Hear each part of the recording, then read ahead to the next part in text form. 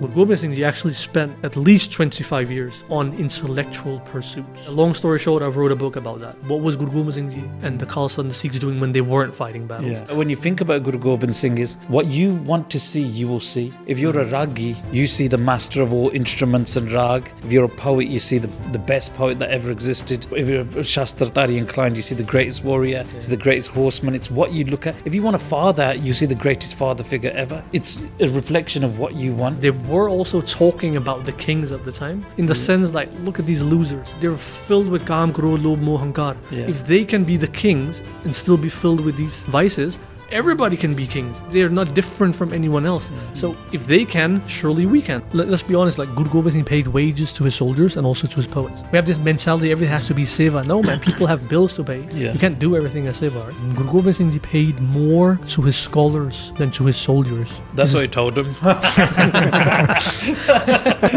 When Guru Gobind Singh Ji said the famous words, Raj Karega Khalsa, today most people in the Sangat will probably say it's a future prophecy. What do you do with prophecies? You just sit back and wait for it to happen. Yeah. But back then, because they have been reprogrammed, they didn't hear Raj Karega Khalsa as a prophecy, but more as a mission statement. Go do it. It's more about the ambitions, because there's a lot of wealth in the Panth. There's not much ambition. A lot of Sikhs are more focused on survival and not expansion. And I'm probably not going to sleep today, man.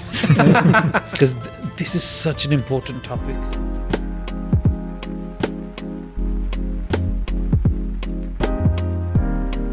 What happened with your TikTok? Well, first the Joga Singh videos got banned because obviously the Muslims complained that we were doing something. What did they say? Like, it wasn't anything. Hate speech. There was no hate speech in there because it was Joga Singh and he was the most lovely guy on the podcast.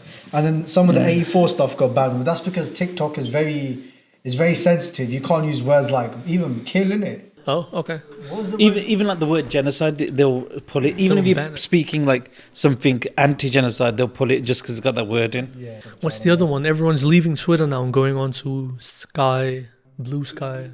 Yeah. I never even heard of that. I just do a thingy, what's it called, Instagram, because it's got pictures. You just have to click like, it's all good, you get pictures every day. Same with me. I'm always like 4 years behind everyone else. So I'm like, oh, there's a thing called Twitter. I should get on it. Twitter's for too many nerds, like you have to follow all this in stuff. 5 years, I'm ready for TikTok. TikTok's like a whole different world. But for me, Insta's the best. You wake up, put in your phone, you can have darshan of what everyone's doing. Yeah. See what Mahapurush are doing in India, Yeah. see where they're gone. Everyone's... My feed is just memes. I tell you the meme that's killed it.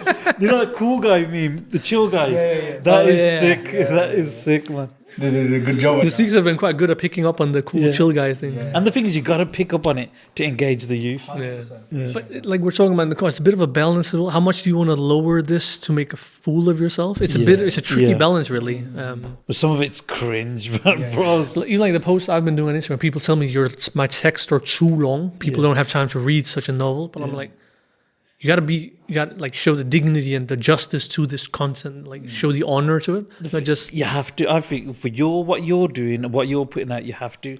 Like, do you ever read John Danaher's tweets? John Danaher's Instagram. Like, he's a jiu-jitsu guy. All of his texts are huge. Like, there are essay under every picture. And that's the thing. He's got that. He's there. No one. But the thing is, like, even like you said with a topic of mine, there's a lot of people who will not read. They'll just look at the picture and just scroll onwards. So is that thing? Have you got any what do pictures you in do? here? Nope. Everyone asks me, is there pictures in it? I'm like, nope. You know, in some books they have those pictures in the middle. But afterwards, I was wondering why I didn't put any like of Bhotia and like from the Anandpur court, Anandpur Darbar.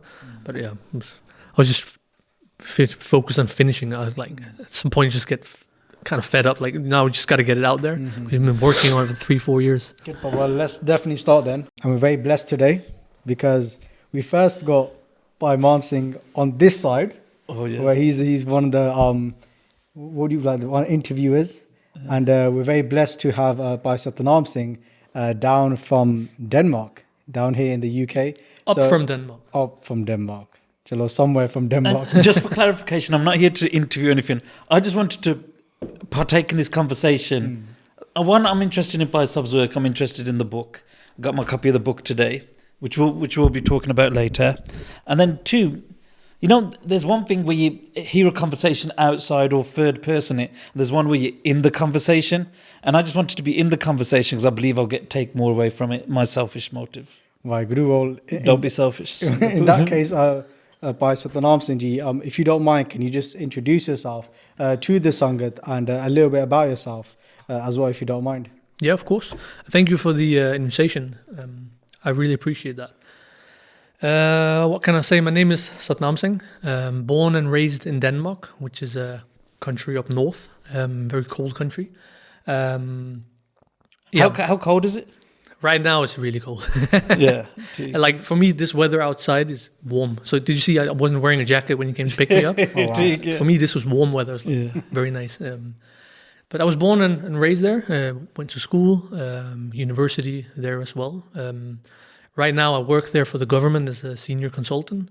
I think in English you call it prevention of honor-based violence against women program. It's a national program, so I'm up and down the country teaching, basically police officers, social workers, teachers, and so forth. How did you get into that? It was actually a bit of a, funny you ask, it was a bit of a way of getting away from the previous job I was in, which was counter-violent extremism.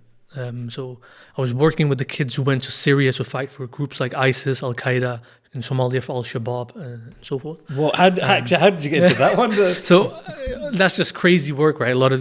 So I was working with these youngsters. A lot of them ended up as suicide bombers in Syria. Okay, this is getting a little bit. But I was working with that. It's a very heavy topic.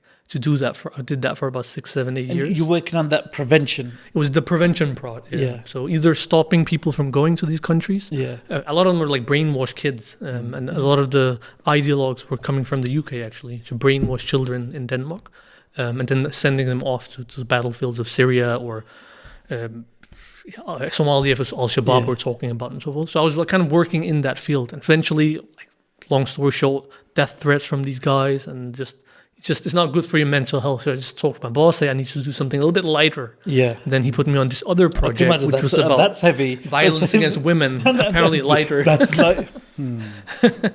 But it gave me a lot of knowledge about a lot of the topics I've been interested in, politicization. Is that violence against women a big problem in Denmark?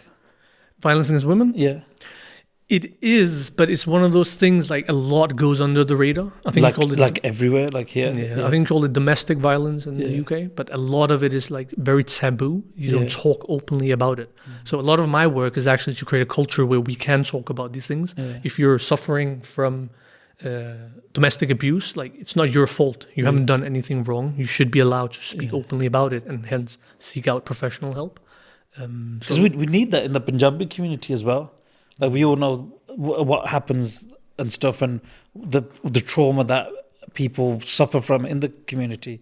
That's a deep thing. That's you got some say about later on as well, man, to come back to. And not funny, but like the word you use there, trauma, is the thing that kind of goes through my professional career. Like even when we're working with children, not children, like youth, adults who went to Syria, they got brainwashed, but a lot of them had traumas from their early childhoods. Like they came from broken homes.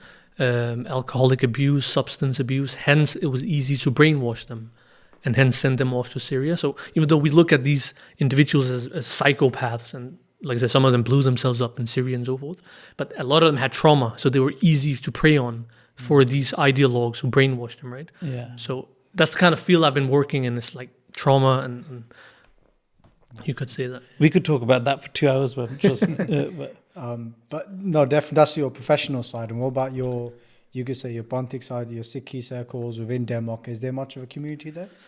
Actually, it's a very small community. I always make this joke that so Denmark is a part of Scandinavia, so that's Denmark, Norway, Sweden, and I always make this joke that you have more gurdwaras in Southall than you have in Denmark, Norway, Sweden combined. It's true though. 3 countries. Like how many gurdwaras in Denmark? There's 2. There used to be 1, then they started fighting with each other. Now there's 2. Never heard that before. So, as they say, like the more the punt fights, the more it grows. The more it expands, basically. It's true. But they have 2 gurdwaras. They're good gurdwara. They're doing well. There's a lot of sangat coming, and right now one gurdwara is looking to build or to buy a new building because the sangat is growing. What's the sangat like? Are they like our parents who came from Punjab with the and just settled in Denmark? Yeah, so roughly there's about 1,000 Sikhs in the entire country. Most of them are based in the capital area, and they came mostly in the 70s and 80s. Yeah. So there's a guy who used to live here, Sukraj Singh. He did the Sikh archives. Yeah. He moved to Denmark just before COVID, and he did a project to figure out like the history of the Sikhs. So he did a lot of interviews and so forth. And what he kind of realized or found out is a lot of them who ended up in Denmark weren't actually trying to get to Denmark. They're trying to get to Germany, the UK, and for some reason or other, they ended up in Denmark and just decided to stay. So it's a very close community. Yeah.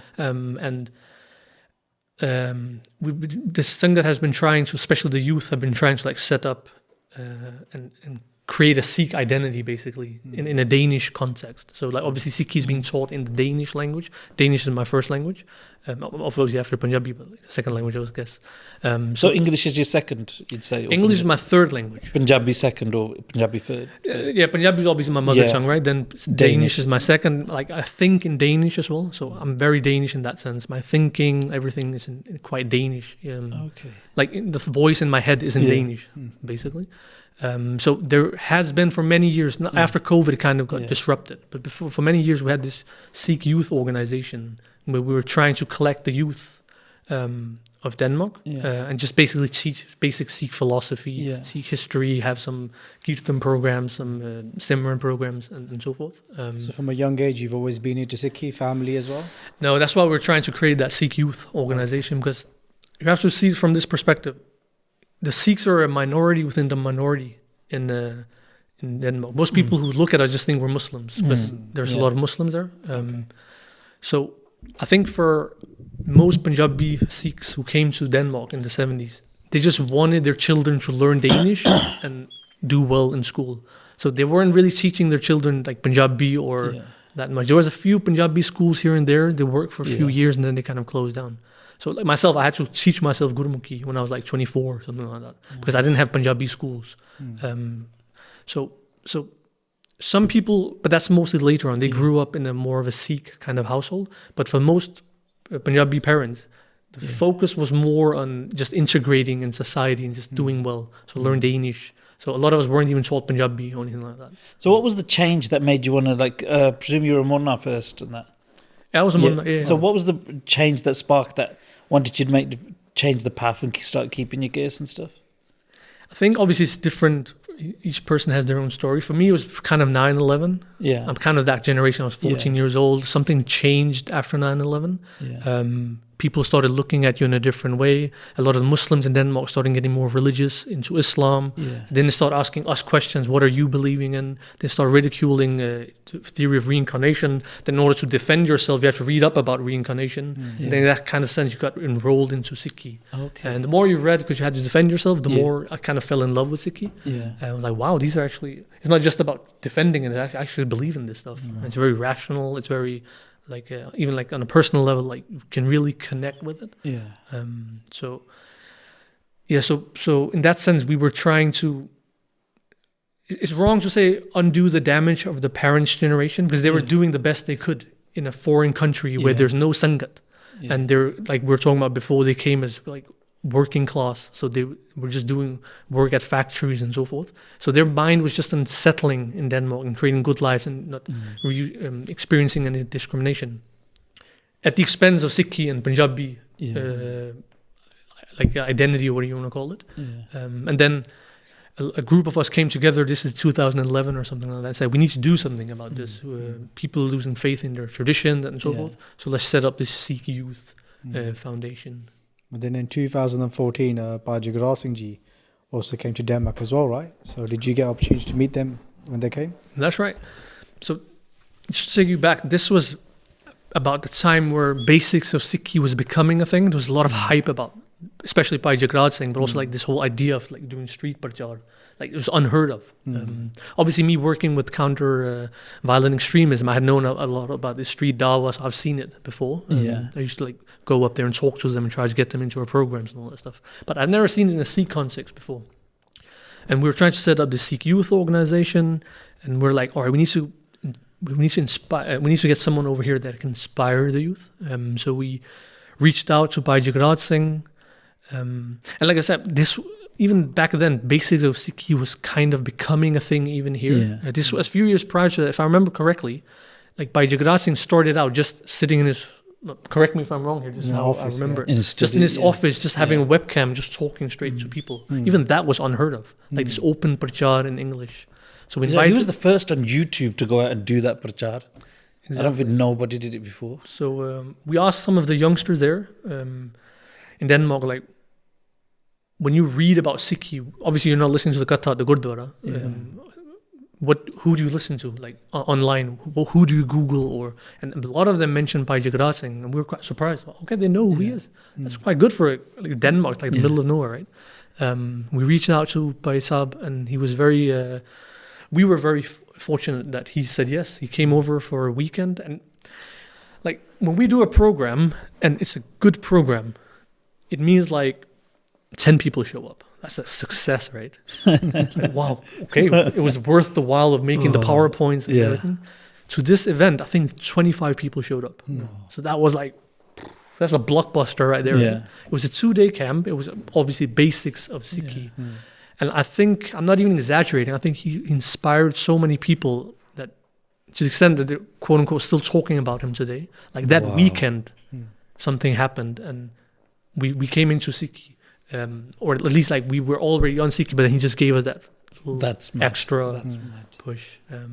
Even for me, he was very inspiring. So I think I was like 27 or 6 at the time, went to pick him up at the airport. I was very fortunate to have a conversation with him on one-to-one while we were having dinner the night before, just setting up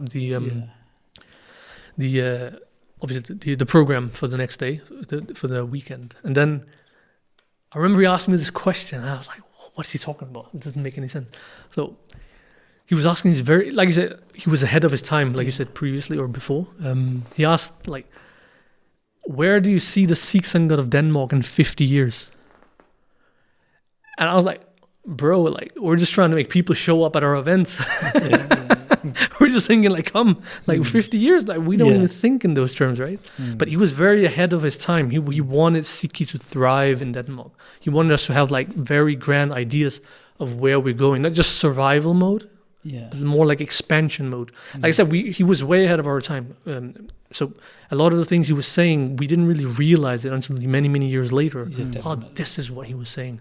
Oh, okay, now we get it. Like he was talking about 100-year plans. Because that's the thing, most people talk about 10-year plans because somewhat they're thinking about themselves involved in that plan. When someone talks about a 50-year plan or a 100-year plan, you know, they're deeper than themselves and they're really looking out for the community and for the Panth. And the other thing that's important, and we talk about it, and the UK Sangania Pracharaks Sevadars talk about it, is numbers. Sometimes if you go to a talk and there's 10 people, people feel disheartened, but this just shows it's not about the numbers, and it's never been about the numbers. It's you hit one, you hit everything, man. That's a deep lesson. And it's also about that seed you can plant in people's mind or head. Like I said, not a lot, I'm not going to exaggerate, it's a small country, but like some of the people who attended the 25 people camp, some of them, like I said, still till this day, they remember that weekend as being very special, even though they've been to many Sikhi camps afterwards, but that was just very special. So yeah. Well, we're here obviously to talk about the book that you've published and you've created. And just before we get to the book, how did you then develop from this individual being, you know, a Munna, you know, not a family that's not really into Sikhi, where you know, Sikhi, Gurmukhi, Punjabi is not prioritized. How have you gone on that journey to actually writing a book about Sikhi that, respectfully, is not like a basic book? It's very detailed. So how did that journey take place before we come to the book? It's a good question. Because I would think in my head, in Denmark as well, right? Yeah. Like in UK, we have so many resources and individuals, even like Gyani Singhs and individuals that come. But from what you're saying, Denmark, 1,000 people, it's not many. You know, that's fantastic to hear.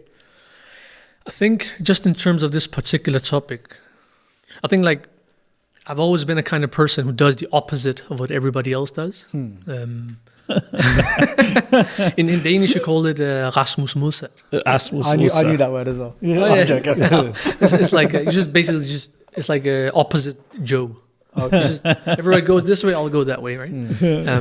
I remember one thing was the hype. I don't know if hype's is a negative word. Like in Danish, is a good word. Like there's a No, it's It's good good. to yeah, hear. it's a hype about Besu Sikhi was becoming a thing. Around this time, there was a hype about Nihangs as well. Maybe you remember this back then. Like Kashi House was Kashi House was publishing books, and there was a lot of events happening and so forth. So everyone were coming into Nihangta, and this masculine ideal of Guru Gobind Singh Ji and the Khalsa especially. Obviously, it's historically correct, so there's nothing there, but I wasn't really attracted by it.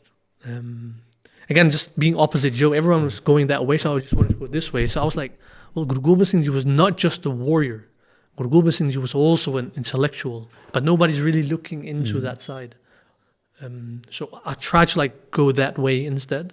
Obviously, back then I was much younger. I didn't know. I was just trying to go away from everybody else. But it worked for me basically because I got to have this little niche of mine that I could just sit there and kind of dive into for myself. So this idea of Guru Gobind Singh Ji not as a warrior guru, but as an intellectual leader, a political philosopher, an engineer of empire, I really like that idea. Not just as like the flash buzzwords, but like there's absolutely some substance to it. So yeah. On Instagram, it took me a few years to get, like I said, on Instagram. Always like 4 years behind everyone. So everyone's going on Instagram, so I'm definitely not going there. But eventually people said you need to go there because you have some interesting ideas that you're presenting in English. I was like, all right, let me just try to put it out there. And I could see that there's a big interest in the Sikh community, bless them all, that they want some of this as well. Like Guru Gobind Singh Ji as it sounds a bit blasphemous, but as a relatable figure. As an intellectual, as in like fighting battles, fighting wars is not really in a modern world relatable. But this thing of pursuing vidya, pursuing knowledge, striving for leadership, and that's for many people is quite relatable actually. And I can see a lot of people. This is the kind of feedback they give me. Like you're presenting Guru Gobind Singh Ji in a light that we've never really thought of them in. I'm like, oh, cool, glad to hear that. So I don't know if it answered your question, but it's more like, I just kind of went my own way, and I'm not saying I'm the only one there. There's a lot of good people out there doing similar work, but I think we just need to highlight that story of Guru Gobind Singh Ji as an intellectual leader much more, because for some reason, and there's many good reasons for that, the image that we've received from our ancestors and our elders is a very one-dimensional view. Guru Gobind Singh Ji as a warrior. We see it in the paintings. It's very warrior-like settings. There's horses, there's shastras, there's all these warrior kind of imagery and symbologies. But it's never really the other way around. It's never Guru Gobind Singh Ji surrounded by poets, by scholars sitting in a library setting and stuff like that. And what I argue in my book is that Guru Gobind Singh Ji actually spent, if not 25 years, at least 25 years on intellectual pursuits. So, correct me if I'm wrong here, but like the battles that we often hear about, the Battle of Mangani and all these ones, they actually didn't last for that long. Like often there was like 2-3 days because the Sikhs were very efficient on the battlefield. They got their military objective clear very quickly. It wasn't like long-lasting wars like you see in Gaza and Ukraine and in Afghanistan where they just last for 20 years. The Sikhs were efficient. So a lot of these battles and wars lasted maybe 2, 3, 4 days. That's it. So what was those were the days when wars were wars. The warriors went to the battlefield and they fought like men rather than bombing from miles away. And I think that's partially to it. And coming back to, how you're saying that Guruji is depicted as a warrior mainly and less of a scholar. And I think one of the reasons for that is the warrior stands out. If you look at an image straight away, if you see Guru Gobind Singh, what you're going to see straight away, the mala, the shastra, all these things, the intellect, the books, the pen, you'll see later on when you delve deeper into the character. And that's why I think that comes across more as well. And in the Panth, if you see it like many times, some of the most learned people I've ever met are Nihang Singhs and like Gyani Trilochan Singh, Mahantaji of Tarnadal. They're in the country recently. You see them, first thing you see is a Suha, a big Damala, Shastra, all that. And then later, once you sit with them, you realize that this guy's the ocean. This guy's like an ocean of Gyan. Like, he could tell you everything about everything. Every hukamnama, where it took place at any event, the routes that Guruji took. He's just like an ocean of knowledge. But it's only when you spend that time with them. And I think with Guru Gobind Singh's, when you spend that time looking into Guruji, then you delve it. deeper.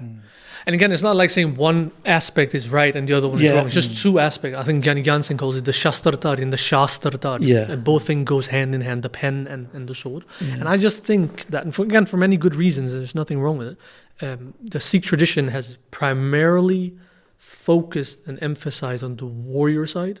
So I just think now it's time to Yeah. also look on to the other side. We need all things must be balanced. Because again, what was Guru Gobind Singh and the Sikhs doing when they weren't fighting battles? That okay? 25 years. Training for battles. Of course. Yeah, of and course. obviously there were those who were the course. intellectuals, the Vidwans, Exactly. the Kavis. So eventually, long story short, I wrote a book about that. What was Guru Gobind Singh Ji and the Khalsa and the Sikhs doing when they weren't fighting battles? Yeah. I don't talk about the battles of the Sikhs until like 200 pages in. Yeah. So you can write a Sikh history without Yeah. touching any of the battles that the Guru was engaged in. And that's the depth of Sikhi as well. There's so much that it's beyond what we think. And one of the things that I think about when you think about Guru Gobind Singh is what you want to see, you will see.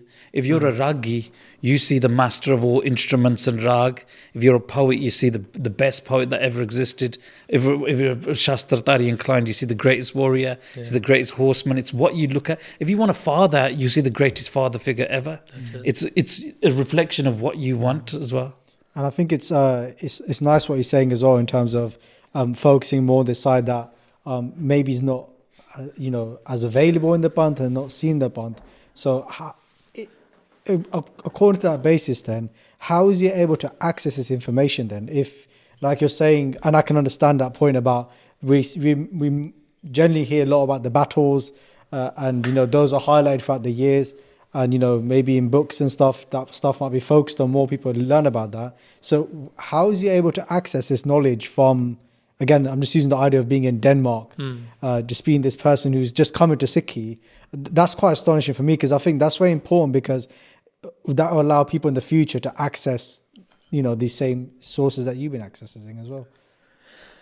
Yeah, so if I use myself an example, I think this was back in 2007. I just started university. This is before I taught myself Gurumukhi, and I was quite lucky that the local library in Copenhagen, for some reason, had purchased Louis Fenech's book. He's a Canadian/American scholar. He's my academic role model. I mentioned him. Which book of his was it? This was the Darbar of the Sikh Gurus. Okay. So this was. I mentioned him as the first one in my acknowledgements because he's like the academic role model, because he kind of put me on that path. Yeah. So he's the first one to talk about the Anandpur Darbar in English to that extent that he does. And that book just blew my mind and really just put me on that trajectory. And I didn't know Gurumukhi at the time, so he's done translations. He's like these different sources. He's talked about where the manuscripts are located in India. I was like, damn, like we have all this vidya. Yeah. This is exactly the thing I was looking for, apart from all the warrior side. Yeah. And he just put it out there in English. Then later on, after I learned Gurumukhi, I improved my Punjabi. I read the works of Pyara Singh Badam, and like he's like the greatest scholar in Punjabi in the 20th century, in the 1900s. Probably like even like. He's one of the top G's, so to speak, to use a youthful language. And I think those are the two primary ones. The issue is, if I can expand your question a little bit, that the thing I'm looking at is basically the Anandpur Darbar, which I can talk about in a few seconds, which is Guru Gobind Singh Ji's institution, or this space he creates with about 100 scholars. Like some of the brightest minds of the time are with the Guru in Anandpur. Now, your question was, how did I get onto that? Like, in our historical writings that have been passed down to us from our elders and previous generations, this thing or this institution is not really mentioned that much. You have these code words, or like these symbolic references to 52 poets. Or like Kavi Santokh Singh will mention that this Kavi translated the Mahabharata, or like these little stray references you find here and there, because a lot of the dhyan and a lot of the focus in the historical writings is on the battles of the Guru. Why? It makes sense, because the Sikhs in the 1700s, they were trying to survive, and they were trying to expand their numbers. So they need to create a lot of inspirational stories about the Guru as a military leader, so they can inspire the youngsters to take up arms and fight for their survival. So this is why a lot of our history is martial. This is why it's emphasized so much. Just to use a modern day example, people in I don't know if you're going to get banned for me saying this, but people in Gaza and in Ukraine, they're not sitting there worrying about arts and literature and stuff like that. They need to survive. They need to like recruit numbers into the armies to fight for their lives, blah, blah, blah, right? So this is kind of the same situation Sikhs were in the same time. They're being persecuted, hunted by the community. So they need inspirational stories about the Guru and how the Guru was fighting and leadership and all these things. So this is why this side has been passed down to us. But long story short, these references that I mentioned just before, they are in there. So they have preserved and given them to us. Now here's me 10, 15 years ago, and others obviously as well, saying, all right, why does it say that Kavi Kuvresh translated the Mahabharata? All right, Mahabharata is actually a very difficult, technical Sanskrit epic. So he's not a random Banda who just knows Sanskrit. He must have a tradition behind him. He must be very highly intelligent and educated. All right, so he's in Anandpur translating it for the Guru. All right, who else was translating stuff for the Guru at this time? Oh, here, there's the Anandpur Darbar. What's that about? All right, then you hear in the Mama Prakash that there was these other books that were also being translated. All right, hang on, that sounds like there's a lot of books all of a sudden. Was there a library then? You see, you have to read in between the lines. So there's a lot of dots that you have to connect. Because, again, does that make sense? Yeah. So the authors of old, they were more focused on the battles and recruiting people to fight the Afghans and so forth. But you can rewrite that history by connecting the dots. And that's what I'm trying to do. Because often the history is about what's going on, what's happened, like this happened, rather than what was being done or studied under the underlying. That often gets missed. And you're saying that they were translating, they're also doing Katha of these Granths as well. Exactly. To the Sangat. So the armed Sangat was a very educated Sangat at the time. They had knowledge of all these things as well, whereas nowadays our knowledge is very low. Yeah, because then if the Guru is spending, obviously this is not free work. This takes a lot of effort and requirements and resources. So you can assume that just after a translation has been done of the Mahabharata, Chanakya's Arthashastra, or the Hitubdesha, or the Panchtantra, all these different Manu Smriti, all these different books I mentioned. Obviously, if the Guru has spent so many resources in having them translated, it's not just for the sake of putting them on a shelf and just let them accumulate dust. Obviously, the Guru wants the Sikhs to do gatha of it and discuss it amongst themselves. What can we learn from it? What can we discard? How can we make sense of this in our own political ambitions to create Raj? And obviously that's what the book is about, really, the pursuit of Raj for Sikhs in the late 1600s through what I call the political education. This is basically the title of the book, the political education of Khalsa Sikhs. And those conversations were taking place at that time. I don't think they were like us in the Langar Hall talking about each other. They were talking about ideas. They were discussing these stories, these grants, what they heard in Katha, breaking it down and passing that knowledge on. But it's funny, you were just saying as a joke, but they were also talking about the kings of the time. They were also talking about the Rajput rulers in the sense like, look at these losers. Like they're filled with Kam, Krodh, Lobh, Moh, Hankar. If they can be the kings and still be filled with these vices, everybody can be kings because they're not different from anyone else. So if they can, surely we can. Because there's that, everybody can. There's that Sakhi where Guruji asks the people around them, who was the Raja at the time of Bhagat Kabir? And then someone saying it's Humayun, someone saying it's Akbar, someone saying it's all this. And then Maharaja breaks down, actually, this was the king, but what stood out was Kabir. Why? Because he was a Bhagat of Parameshwar. And that's always above everything. But those conversations, the Maharaj asking questions, testing people, that was all there, which is removed from Sikhi today. Exactly.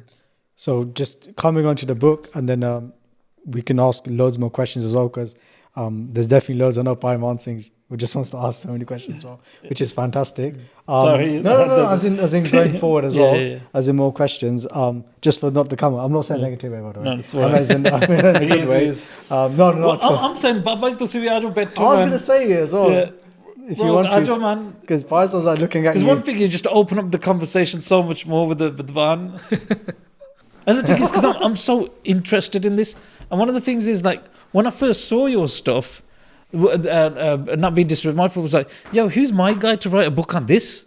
You're so interested in the character who wrote this. Like, if we look at Panta Prakash and Gyani Gyan Singh, it's because it's Gyani Gyan Singh, and you know who Gyani Gyan Singh is. Bhai Ratan Singh, you know who he is, so you know why his Granth was written. Kavi Santokh Singh, you know his backstory, and then that gives more of depth to this. And because I was interested in this topic, I wanted to know who's Bhai Sahib, what was his journey like to go into the depths of some of the stuff that you come out with, especially on your Instagram posts and stuff. Like, I've not read the book yet, no doubt I'm going to read it, come back and like get on your case, like, what's this, how did you get I want to get to that one. That's why I'm so interested in this. It's interesting you mentioned the Pant Prakash. There was one, the English translation of it came out quite early. Was that 2010? Yeah, I think so. Yeah. And it was released online as a PDF. And there's this quote in it that really resonated with me. I use that as a backdrop of this book. It basically says, like, I think in Punjabi it's like, Pare Patshahi immin khoye, hanne hanne hum Patshah hoye. Like, the Guru Gobind Singh is saying, my Sikhs will study Patshahi, they will study kingship, and essentially like eradicate their former peaceful selves. One day, like, there will be a king in every saddle, basically. And it's the first part, Pare Patshahi, that I was interested in, like, study kingship. It's not like just getting swords in your hands and then suddenly you're like a warlord. But like, there's a Pare Patshahi, there's a Parna, there's a study of something, and then you will become Patshahs, right? So again, obviously I've always been interested in education, so this is why even I put in the title, the political education. Well, just before we continue, of course, Bhai Sahib kept looking behind him as well. So we thought that we might as well include the fourth guest on the podcast as well, which is a Gyani Ji passing. Ji also Vaheguru Ji Ka Khalsa, Vaheguru Ji Ki Fateh. We're just waiting to get a mic for Gyani Ji. So as Bhai Man Singh wanted, this is proper raw. I think this is the better way. Because it's natural. Yeah. Otherwise, it's like very rigid. 100%. So do you just want to bring us on to the actual book then? What is in this book? What kind of the people that are watching this expect to get from reading this book? Hopefully, just first things first, it's 346 pages. It's about 12 chapters in total. And the book basically goes or tells a story about Guru Gobind Singh Ji as a political philosopher I was talking about. So it tells a story about how the Sikhs rose to kingship through education and not through like rebelling through martial affairs. So it's basically a reprogramming of the Sikh community through the agency of Guru Gobind Singh Ji. And I kind of tell the story, at least how I understood it, maybe wrong, but like how I understood it, I tell the story about how Guru Gobind Singh Ji then politicized his followers. And if I can go in, like, what some people often ask me, why did Guru Gobind Singh Ji even do this? And the early stages of my book, there is this, I think it's more popular in oral traditions than it is in the written accounts, but you can also find it there. But there's this story that when Guru Gobind Singh Ji is very young, their father is Shaheed. Some sources say the Guru is 9 years old, others say 14 years of age. But Guru Gobind Singh Ji asked this question, like, why didn't anyone stand up for my father? Because we know, like, from the time of Guru Har Gobind Sahib, there was a standing Sikh army, the Kal Sena. During the time of Guru Har Rai Sahib, this army was still being maintained and nurtured.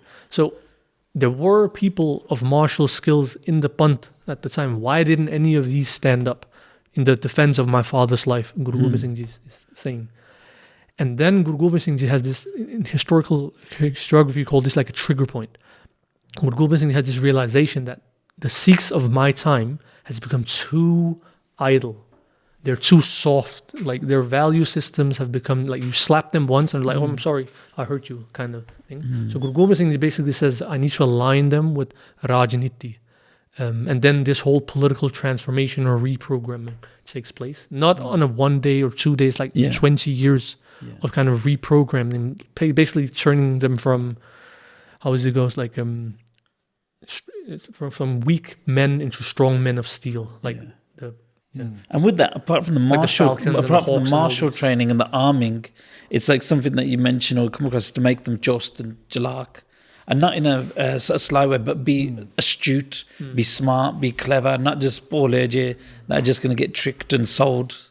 So one of the ways of doing this is obviously through the martial art, the Shastra Vidya training, but the other thing which I didn't focus on is the martial art, the political education, like studying granths from the past. A lot of these are Sanskrit granths. Yeah. They're translating, the Sikhs are translating them, studying them amongst themselves. And the interesting thing, and there's one called the Janaka Shastrapaka, which I put a lot of focus on in this book, especially was a lot of academia hasn't really looked into it. Yeah. But it's basically doing the opposite of what happened in Delhi at the time. Yeah. So let me just give you an example. It's written by Senapati, who was a court poet of Guru Gobind Singh Ji. It's a translation. He translated it. Yeah. Yeah, Chanakya was like a political engineer of the Maurya Empire that ruled like large parts of India. Is this close enough, or? That's perfect. He ruled like large parts of India, South Asia, like And he trained. 2,000 years He ago. educated that Raja, innit? That's right. Yes. Exactly. So Guru Gobind Singh Ji is bringing this Sanskrit Granth into Anandpur, and then he's having Kavi Senapati translate it so that they can discuss it amongst the Sikhs. What I do is that I also show that the influence of Chanaka Shastrapaka on Kur Singh, and then later in the time of the Maharaja Ranjit Singh period, and also all the way up to the Damdami Taksal in modern time, Guru Bachan Singh Pindranwale and so forth. Because It's an influential Granth. Yeah. Exactly. And just to give the listeners a basic gist of what is the mentality that is coming out of this Granth, Yeah. So instead of being this idle person who just like accepts every oppression in society because this is our karma, we've done something bad in our previous life, now we're kind of living that fate. Chanakya in the Chanaka Shastrapaka says, and obviously Senapati is translating this, he says, do not stay in a country where you cannot make a living, you do not have relatives, you have sparse opportunities for education, and where you are not respected. It is best you leave such a country. Yeah. So That's this applies to the UK Yeah. though? No. No, but still, it applies more to Denmark. After Brexit, this is the UK, man. You're not respected. You cannot make a living. You have a lot Now of we relatives. feed everyone, we give everyone langar. But you see, like the Yeah. mentality here, Yeah. like don't just settle for basic respect Yeah. from your neighbors. Like have some honor here. This Yeah. is not a good country for you or your children. Right? Yeah. Just leave. Continues, Senapati says, moreover, do not serve an oppressive government. Do not befriend people who are deceptive. Cut ties with all religious masters who did not assist you I in have your no friends now. Then the last question, why are you showing love to such people and authorities? So religious authorities or political authorities. So just to show the gist of what they were studying in Anandpur. And that is so important. That gyan, but just for the Paul A.J.'s sake that exists today, that's so important. And Chanakya, he looks like a dude as well, isn't it? With his mattha painted up. Always looks angry. Yeah. So, just Vijay, you're speaking about different scriptures, right? Of different individuals, and I think definitely in today's world, you hear people say, "Why are Sikhs even in today's world, reading scriptures of the Hindu faith, if you want to say the other faiths?" So, what would be the response to that? It's a good question. I think this is also something that many people are wondering about. If we just take one step back, so just to put the historical context there. So Guru Gobind Singh is creating this institution or space where more than 100 scholars from different parts of India are residing, working for the Guru in exploring the knowledge and the vidya of the ancient world, Sanskrit world and Indo-Islamic. Yeah? So, just to make it clear, it was not 52 then. No, it's more than 100. This is Okay. Pyara Singh's research, and I've just kind of put that in English, but there was more than... It's just a symbolic number, like the 52 letters of the Devanagari script, and 52 holis, and so it's more like a symbolic number. In Danish, you would like, for 117 gange, like for the 117th time I told you. So like, it just means a lot. I think it's interesting that he mentions other sort of aspects as well. So you got the kavis, but then he also mentions likaris, he mentions munchis, all these other sort of things which people don't really talk about. Pyara Singh Padam. So the book is Darbari Darbari Ratan. Ratan, Yeah. It's a must read for anyone. But Ganiji got to translate that, man. it would be definitely worth. You probably used a lot in here. Yeah, definitely. Already, Yeah. I think. I think like half of my bibliography is just Pyara Singh Padam's books. It's like Padam. So Guru Gobind Singh Ji, like I said, is inviting more than 100 scholars to translate and assist the Sikhs in mastering the knowledge of the ancient worlds. Now, the problem is that a lot of the things today that we call Hindu writings or Hindu works were not considered Hindu religious scriptures back then. These were Indian epics. So the Mahabharata, the Ramayana, all the Purana stuff like that. This is not Hinduism. These are a lot. If you read it, it's about Rajniti. It's about this thing I just wrote out before. Yeah. It's about how do you conduct yourself in battle? How do you serve a king? How do you govern as a king? It's about jurisprudence. It's about the laws of warfare and so forth. So we sit there and think these granths are about mythology and warfare, religion. It's really not. Yeah, like Janakya's not at all. It is about living, Exactly. about survival. So first we need to like get out of this mindset that there's something called Sikhism, there's something called Hinduism, because some of of course there is to some extent, but a lot of it is something we've engineered, especially during the colonial period. You can find a lot about this stuff online. So what you need to see is that Guru Gobind Singh is more exploring the knowledge that is embedded in the dunya at the time. So the Rajasthani, I just focus on the political stuff, but you can also do this from other angles. But like the Rajasthani and the Rajput kingdoms of the time, their political foundation was based on Chanakya and the ancient Indic texts. So if you want to understand or defeat these kingdoms, you have to understand what is their social, what is their thinking. That's one way of looking at this. The same with the Mughals. That was Did Shahnameh. Chanakya write the Artha Shastra? Arthashastra. Yeah. ठीक है. Yeah. And the Chanakya Shastra Pak has more like a sankep of Like it's very like the Very Artha small Shastra's compared to, huge. Like, But the interesting thing is that you have almost all the same teachings, but just in a sankep form. In a Sutar कहते हैं ना, like small, like ठीक है. छोटे अखराज. So I think it's more like the Guru wants the Sikhs to understand the world around them in order to overcome the world, maybe even.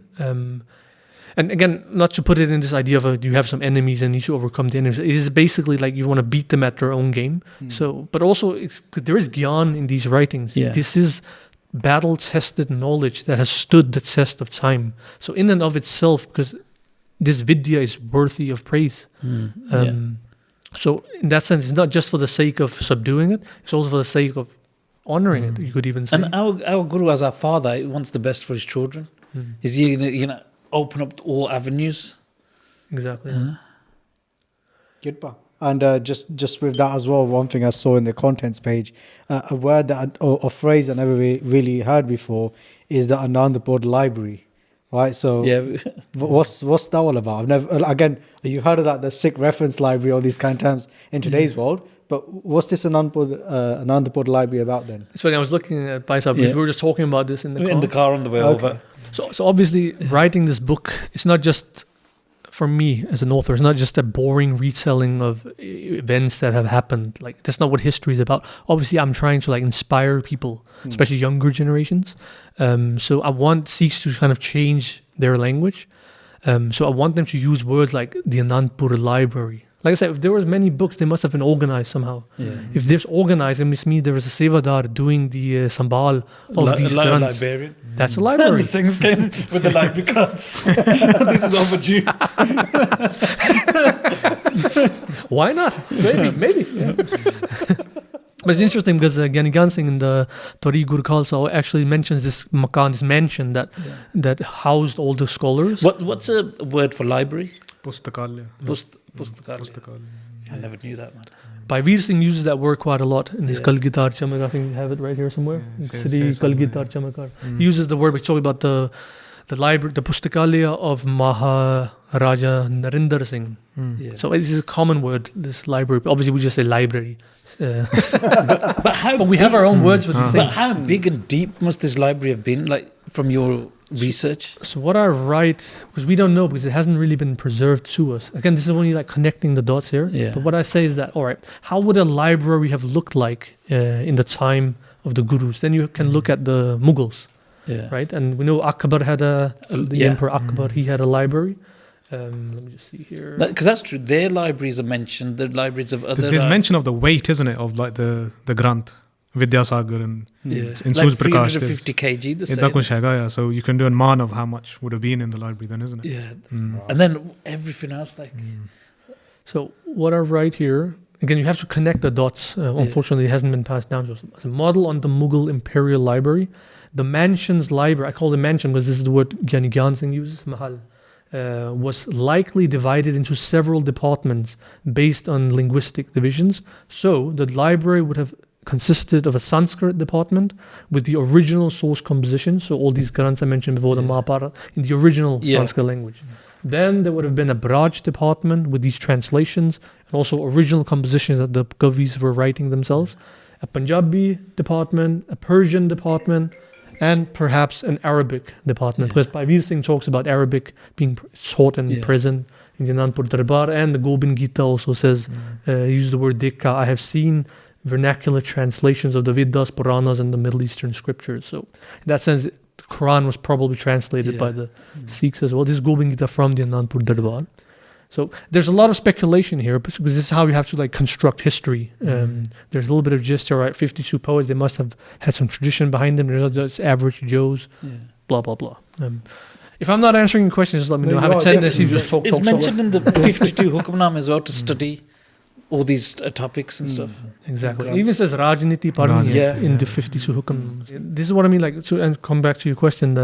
I want Sikhs to change, I want us to change our language. So one thing is we need to talk about the Anandpur library. Why? Because if we know there's a Anandpur library, then we'll be more focused on recreating libraries in the Gurdwaras. This is a very good start. This is just a start, but it's a very good one. Because if you know that the Guru was a collector of Granths, then Sikhs will most likely do the same thing. What I write, I try to like write a long history of the Sikhs here, and I also say the Maharaja Ranjit Singh also was a patron of the Shahnameh, but also of the Hitvidesha, the Panchtantra, and all these Granths. So they're just continuing in the same fashion. And like breaking down the Gurdwara to our homes, I go to so many homes and houses, relatives, other friends and that. There's never a bookshelf. A lot of the time, people's houses, there's never a bookshelf. TV has the prime placement in the house. TV is the focus of the house. And that just shows the children, this is the prime. This is focus on this. This is our entertainment. This is our source of knowledge, not books and that. And you highlighting the Anandpur Sahib library just highlights that, we should all have a library, man. Exactly. Then, I didn't read this, but then there's also other suggestions that apart of this library, apart from the Braj, the Sanskrit departments, there was one maybe with the Guru's own handwritten potya, because there's a translation, I put it on Instagram as well, of the Baznama, where the Likhari says Guru ki Nakal Guru ki Pothi, something like that. It's a copy of the Guru's manuscript. So the Guru had his own manuscripts as well. And this is a nakal, it's a copy. And that would have been, the Baznama would have been about falconry and stuff. Yeah. It's a Persian or a Pashto Granth about how to, falconry. That's mad. So you see, like what I'm trying to say, like we need to change our words because words create reality. Yeah. Words create reality. So speak about a library, then you'll see more Sikhs buying books. Similar to the Guru Shastra Dari, most Sikhs will honor weaponry, therefore. I also use the word, the Guru's translation movement. These are not just sporadic translators. These are working almost in an institutional format for 25 years. This is a movement the Guru is creating. One is the Khalsa movement of Shastrataris, but the Kavis is a different movement, translation movement. We talk about this thing with the Library of Alexandria. We talk about the translation movement of the Abbasid Caliphate in Baghdad in Iraq in the 8th century and so forth. We need to use the same kind of vocabulary for Sikhs. And like I was talking to you in the car, and I said one thing that I tell everyone, buy books. Even if you're not going to read them yourself, put them on your shelf. Your nieces, nephews will read them. Your children will pick them up. There'll be a day you just reach on the shelf and pick it up. Someone will come to your house and they will draw on that gun out. And just, you know what you're saying, Ganaj, about the physical holding of a book. The weight of it, the smell, the feel of it's different. A lot of people do their name on their phones. You can't test a Pothi Sahib. And holding a Pothi Sahib, having that Akhri Darshan is different. And it's the same with these books, man. Books are too sick. Do you mind then kind of speaking about that transition, if you want to use that word, of Guru Gobind Singh Ji from, their Pitaji becoming Shaheed? How is this built up? Because was this there before Guru Gobind Singh Ji? Was there this idea of a library, this type of vidya, being taught? Or was it something that Guru Gobind Singh Ji created and they created it over a certain period of time? So feel free to correct me if I'm saying something wrong, but the way I see it is that all of the things we see in the Anandpur Darbar, we also see it in the time of the earlier Gurus. So we do have kavis. Like Bhai Gurdas is essentially a Kaviraj. He's a court poet of Bhai Guru sorry, Arjan- of Guru Arjan Dev Ji, Yeah. right? Bhai Gurdas is a court poet of Guru Arjan Dev Ji. These conversations about Rajniti, you can all in the Janam Sakhis, you can find Guru Nanak Dev Ji talking to different rulers in Egypt and elsewhere about the Rajniti. They were also talking about spiritualism and mysticism in the Anandpur Court. You can see, obviously, on the Guru Nanak's Udasis, they're also talking with several people about these topics, right? Where I would say, correct me if I'm wrong, where I would say the difference is that in the time of the earlier gurus, it's more sporadic. Some Sikh comes up to the guru, asks a question, and the guru shares his vidya and the knowledge and the gyan, right? In the time of Guru Gobind Singh Ji, it goes from sporadic conversations to being institutionalized in the Anandpur court. So you have the what's the name of the? It's in the Suraj Prakash called Hatam Nama, something like that, like Karni Nama, Hatam Nama, where Guru Nanak Dev Ji is talking about Rajniti. But these are very small compositions. Rajnama bhi hai. Rajnama, and these are like small compositions. Whereas, so they existed before, but then in the Anandpur court, we have these massive granths on Rajniti. Hitubdesha, Panchtantra, Mahapara, even the Puranas are about Rajniti, Chanakya, the Shastra Pakka, the Arthashastra. So the point I'm trying to make is that you see it in the time of the earlier gurus, but it's institutionalized in the time of Guru Gobind Singh Ji. And I think this is very, obviously Guru Gobind Singh Ji wanted the Sikhs to stand on their own feet, ending the lineage of human gurus. So you needed institutions. This is also what Bhai Jagraj Singh was talking a lot. We need more institutions there. So I think it was done purposefully, that it needs to be more like, institutionalized, basically. And follow-on question: when and how? So when did the Guru Sahib Ji start to I can't even say the word, institutionalize this? And how did they do that then, Guru Sahib Ji? So the earliest Granth that has survived is from 1679. It's a translation of the Hitubdesha by Lakhan Rai, I think. So this is 4 years after Guru Gobind Singh Ji has taken over the Gurgaddi. So Guru Gobind Singh is roughly about 18 years / 14 years of age at this time. It's very early on. So you can see that 20 years before the Khalsa is created, 20 years before that, Guru Gobind Singh Ji is having the Sikhs study the Hitubdesha. Why is that so important? Why is Hitubdesh so important? So the Hitubdesha is, if you Google Hitubdesha, everyone listening, if you Google it, you'll see a lot of cartoons. Yeah. It's a fables, basically. Like Aesop's favorite animal stories. Animal stories. Yeah. Hitubdesh is animal stories. Yeah. So you hear about lions, you hear about worms, you hear about jackals and donkeys and horses. So why is animal stories of these fables so vital at this time? So the purpose of the Hitubdesha was to teach Rajniti to children who will one day become, basically to princes who will one day become kings. So it's doing it in a child-friendly format. So I'm laughing because recently at bedtime stories for the kids, I went through Hitubdesh and stuff, and there's one story that I always bring up, and it's because kids, they don't stop messing with stuff in it. And there's a story of monkeys that are playing and messing around, and there's a carpenter who's splitting a log, and he's left a wedge in the log. So he's splitting a log, so there's a wedge left in the log, and this monkey starts playing with it. The other monkeys say, don't play with it, leave it. He starts playing with it, and he gets stuck. The wedge falls out, and the lakkar closes in on him, and he ends up basically killing him. And then the moral of the story is, don't mess with things that shouldn't be messed with. basically, yeah. And I have to keep saying to the kid, if I put something there, don't mess with it. And you know what? Those stories are fabulous. You can't find good translations though. All the translations are quite poor. Okay. I'll send you one. There's one that's quite good. You can find it on Amazon as well. For like £3-4. But I see for like kids, and I can see what other grants would Guruji introduce for like children to. So there's another one that's in another story just on top of my memory is that there's a story about a lion. This is obviously the animal kingdom. There's a lion. It almost sounds like a Disney podcast now. There's a lion, and then there's like let's call it a sheep. And the lion keeps insisting, no, I'm a good lion. I will not harm you. And then the sheep is like, no, but we've learned from our ancestors that lions cannot be trusted. They will eat us. And he's like, no, I'm a good lion. I will not harm you. Then they're kind of, all right, let's just go to the lion. Then they end up getting eaten by a lion. The moral of the story is like, use your common sense. Like, you can't trust someone who's dangerous, right? This is like good teachings about Rajniti for children in terms of like how to engage with allies and enemies and so forth. So similar to how modern, I think you talked about someone else.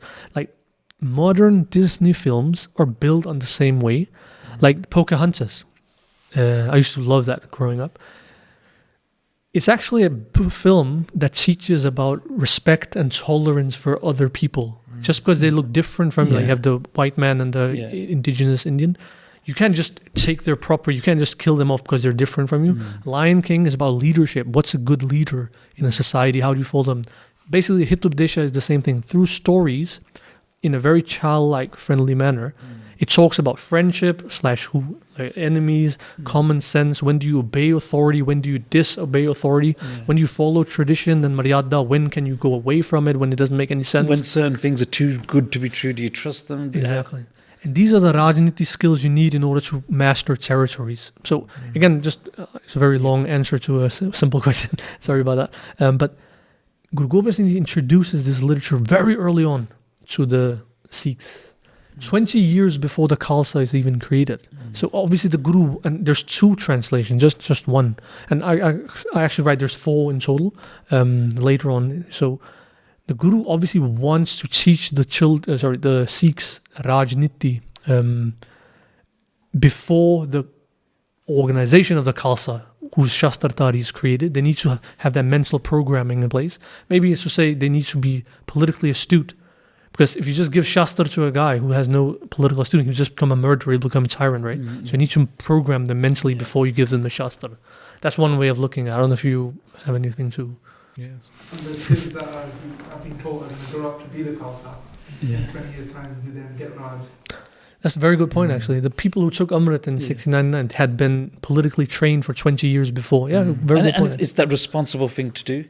Like when you're teaching your kids martial arts, giving them weapons or anything, you need to teach them how to be good moral people first. And that's missing nowadays. So I don't know if people can see this here.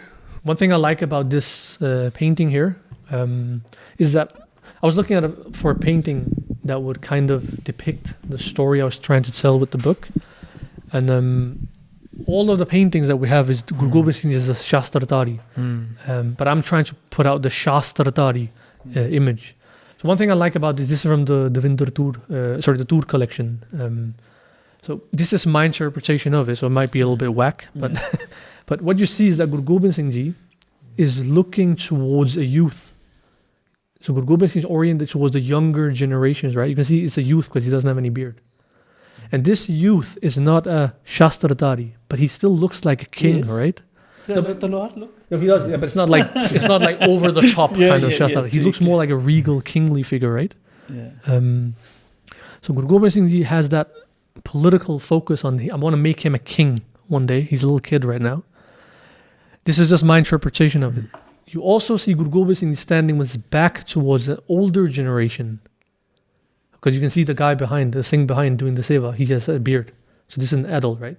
So in my take on this, that Guru Gobind Singh is focusing on the youth generation to program and politicize them.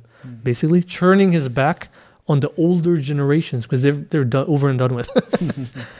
And he looks more like a warrior because you can see he has the quiver and the arrows and all that stuff. So the focus is on the Rajniti and not on the war yuddhi aspect. This is just my interpretation, might be completely wrong. But when I saw it, I was like, dude, I need this in my book. Well, he gave it to you, Marj Goodbar. Yeah. But yes, please carry on with so from that first translation, you could say, or that first piece of evidence that you have from 1679? 1679. 1700. Then after that, how did this library, how did this institution start going from there? Yeah, so the short story is that then 5 years later, there's Amrit Rai Lahori. He does a retranslation of the same Hitubdesha. So maybe the Sikhs over time have developed their skills. They're better translators now. First guy, I know that. No, not in that sense, but it just means that the institution is expanding. Their linguistic skills have improved, so now they're doing a new version. Is this the commentary? No, this is translation. Is it direct translation with no commentary? The commentaries comes later on. Okay. Later on, Kavi Vrind comes from the Mughal Darbar, and he brings a commentary, the Hitubdesha Shatak it's called. Yeah. This is a commentary of it. And then there's Kavi Taram Singh has another, which is, I think is also a commentary on it. Okay.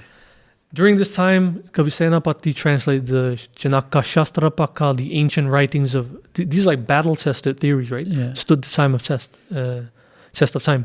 The Shahnameh is presented. Luz Fenech has talked about that. That was definitely present in the Anandpur Darbar. This is like an epic from Persia.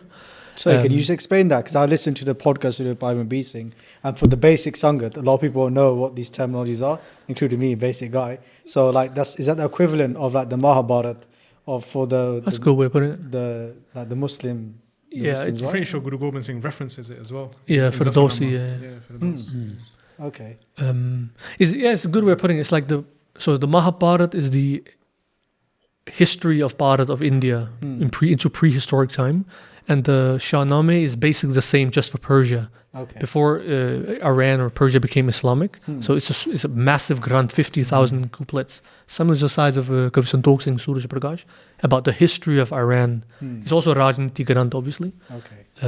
So the Mahabharat is here. I'm just doing it with a lot of name dropping here, but the Mahabharat, the Shahnameh, the Janaka Shastra Paka, Hitubdesha, Panchtantra, Rajniti Raghav. This is brought in from the Rajasthan codes. What else is there? The Puranas. Actually, the Puranas is not mythological. This is how we kind of, in a disrespectful manner, talk about it. It's actually also Rajniti Granths. It's always about the kingship and ancient dynasties and how they govern and so forth. So what you can see here is basically just mushrooming of political Granths. Again, this is not just random, sporadic. Guru Gobind Singh specifically singles out Vidya of political science or Rajniti. Has the Sikh talk about it, engage with it, and also to challenge it later on. Do you think Guru Gobind Singh said, guys, this Granth, go, get it, research it, bring it back? Or was it like, go, study, and bring back what you find? So the Mehma Prakash, I don't know if you can supplement here. Mehma Prakash says, or he says, the Chopla Singh Ratnam, there's one where it says, go out into the Mughal world and bring back horses, weapons, and books. And in the Mehma Prakash, which is written in the early years of the Misl period, it specifically says that Sikhs are sent out into these centers of learning, and then it uses Benares as an example, which is like the Sanskrit Sirmoor, the highest center of Sanskrit learning, to bring back Vidya and Pandits as well. So like people who have knowledge, bring them back to Anandpur. So it's basically like sending scouts out to whatever knowledge is there, bring it to Anandpur. Again, it's a proactive project. It's not just sporadic. And what can you say about these poets then? Was it that when these scouts would go out, they bring just the poets back, or they bring like content back as well? So who can you speak about these people as well? These poets came to the about. Please feel free. I feel like I'm just talking. No, that's what you're here for. That's the point. So. Some come from, most of them came from the greater Punjab, but others came from Kashmir, especially a lot of Brahmins came from Kashmir, because there's a lot of, Kashmir used to be like a great Sanskrit center of learning. Gujarat, I think Pyara Singh mentions Delhi, Agra, Uttar Pradesh as well. A lot of them had served either the Mughal emperors or the regional, governors, or the Rajputan kingdoms at the time. We don't really know much about many of them. Some of them, by Nandalal, we have his history in the Mehma Prakash, for instance. Others who are quite prominent, we don't know much about them. Senapati, for instance. We know that he came from a Jat background. The reason I'm mentioning that, it's not because of anything with caste, but he came from a Jat background, and his Pandit was a Brahmin, which is very significant in the sense that in the Anandpur Darbar, you see Brahmins teaching Jats. That will not really happen in other parts of India. That's another revolutionary thing where Guru Sahib put swords in the hands of peasants. He also put shastras in terms of grants in the hands of these people who wouldn't read or write. So he's like revolutionizing the nation. So there's this Sakya in the, I'm just name dropping a lot, but like in the Twari Guru Khalsa, where some Brahmins refuse to teach the Shudras and the Jats any Vidya from Sanskrit because they're lower castes, were not allowed. And then Guru Gobind Singh Ji says these famous words that he condemns them for this attitude, but then says, one day these Shudras will be your Vidya Gurus. They will teach you guys Sanskrit. So he's basically trying to turn it the other way around. And in the Anandpur Darbar, like I said, the first steps was that you had Brahmins, their arrogance was broken, and then they're starting to teach a lot of like lower caste individuals Sanskrit. So we got warrior scholars being born and But even like, scholars take becoming the warriors. word Khalsa, for instance. Yeah. What does Khalsa mean? It means like something that's pure, right? Yeah. Khal is Khalsa. And- Nirmala means the same thing, same. pure. Yeah. So Khalsa is just the Persian word for pure. Nirmala is the Sanskrit word for pure. It's the same thing basically. So Yeah. Shastrtari. Both things go hand in hand. But we just, like I said, we just had the Shastrtari aspect at the expense of the other one. I'll say, just building on your point that you just mentioned about Guru Sajid Bachchan, about how you had the low caste and the high caste, and talking about those individuals that were in the court of Guru Gobind Singh Ji Maharaj Ji. A few questions. First of all, there was majority Sikh Kavis, or was it majority Hindus and Muslims? And the second question was, what was the interaction like between the low caste and the high caste? Because I've also heard of there used to be like a, as you referenced it, like not a rap battle, but there was almost like What's the rap battle? He'll tell you. So It comes in Suraj Prakash, doesn't it? Yeah. But, yeah. Hanji. So But also Sikha de Bhagat Mala. That's where Govind Singh It's the had thing it in from. the horse stables, and he comes and does the kavita. I've And- never heard. Does he? well, please. No, you do, yeah. I can't remember. We gotta go tell it now. Well, just the question was about what was my first question again? About huh? What was that like then? Why was it majority Sikh or was it other faiths and then this rap battle? I think it's going to surprise a lot of people. I think it was majority non-Sikh. A few of them were Sikhs. By Nandalal was a Sikh, by Mani Singh was a Sikh, there's by Chopa Singh obviously was a Sikh and so forth. But the majority of them were non-Sikhs. Mostly Hindu Brahmins. And when I say Brahmins, it's not because I want to up their caste or anything, but just back then, Brahmins had access to learning. It was the upper caste and upper classes. So the proportion of people who knew how to read, the proportion was more likely to be Brahmins, right? So I would say majority of them were non-Sikhs. Some of them later on became Sikhs, maybe spending 10 years with the Guru, they eventually became Sikhs, and many of them became Shaheeds as well, fighting for for Anandpur Sahib. And I think the Guru was I talk about this in the book as well, in the third chapter. The Guru was very much aware that he had to break the arrogance of some of these Brahmins, because they came with a tradition that was 1,000 years old. And the Sikhs didn't have that long of, the Sikhs didn't have that long of tradition. So a lot of them had a lot of hankar. So the Guru was very conscious first of bringing a lot of Brahmins in to the Anandpur court and introducing them to his followers, but also to ensure that they're not looking down on his followers. So there's this story, the Sikhati Pagadamala, and then reinterpreted in the Suraj Prakash, where there's this, I think it's Kavi Chand, who's a very prominent, a very skilled Sanskrit translator. He's in the court, and then they had this thing, I don't want to sound disrespectful, but like on MTV many years ago, they had this thing where they had rap battles. Where you put two people in the ring, and then they would be given a subject, and they had to rap it out and see who on the spot Okay. could come up with the best rap, in terms of rhythm. We need basics of Sikhis rap battles coming soon. Like rhythm, rhyme. It also has to be good content. You can't just say eeny, meeny, miny. It has to be something that means something, right? So in modern times, you have rap battles. Back then, you had poetry battles. So on the spot, the Guru would give them a subject, and then they had to, in terms of rhythm, rhyme, content, diction, meter, everything you call it in English, they had to present it right there on the spot. Let's do it with Gandhiji. But that must have been sick though, man. That must have been wicked.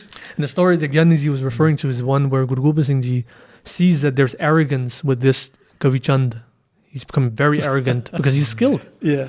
And then Guru Gobind Singh Ji points at this humble sadhu kavi from, what do you say, the stables. I think he did seva in the state, like Kodandi seva karta si. And he was probably one of the Sikhs who had been like watching the kavis, admiring them for their intellectualism and so forth. And the Guru says, come join the court.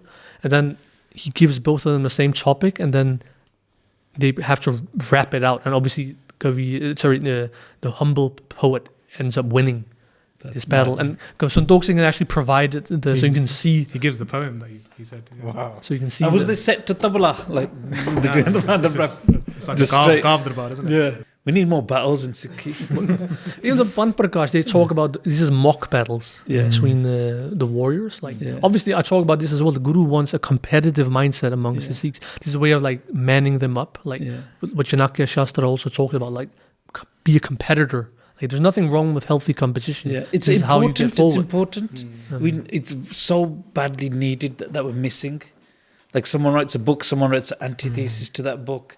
Like there's many Japji Sahib Tika that have been a response to an earlier Tika, Kavis and talks, that's grown. That's only helped the community. I think this mindset of competition is something Guru Gobind Singh Ji instills in the Sikhs Yeah, in a healthy manner. Yeah. So, like I said, in Darbar, you see competition with the warriors. You see it as well. They're fighting it out in terms of being a good warrior. I would even say Guru Gobind Singh Ji has embedded.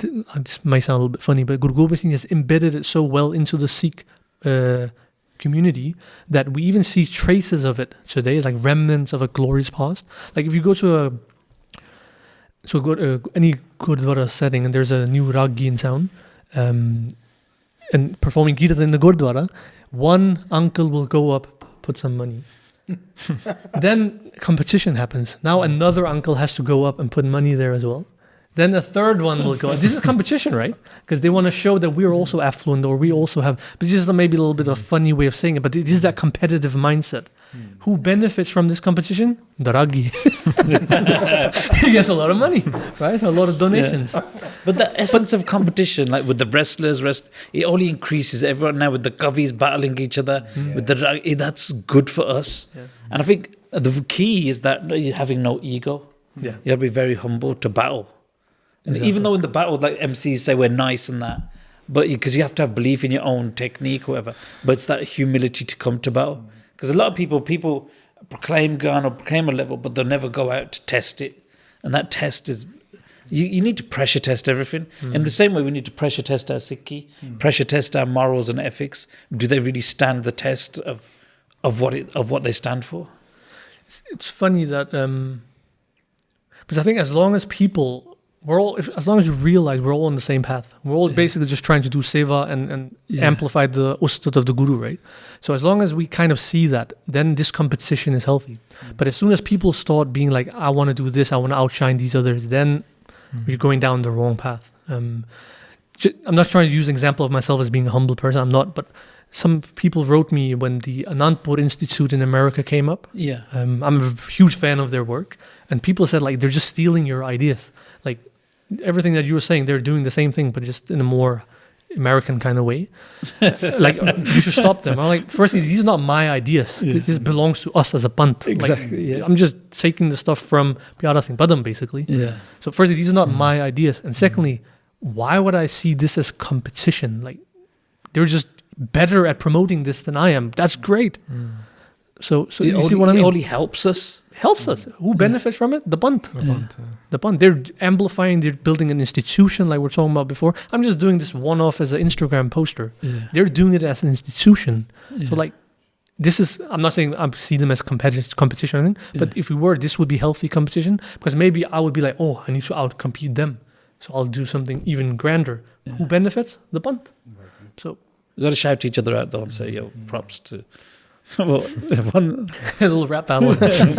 and even on that point, because it's great how Bhai Man Singh's drawing parallels with different skill sets that the Khalsa Panth had at that time, through poetry, through Shastra Vidya, wrestling and so on. So that time in Sidi Anandpur Sahib, what was that like with all these things, all these figures being there, right? Because at the same time, you mentioned names like Bhai Mani Singh Ji, you got Baba Deep Singh Ji there, so, and you got the Shote Sahibzade there, and so many figures that we hear of, all in this one city. So could you just elaborate on that as well? What must have been like? And it sounds, it's in the name, Anandapur.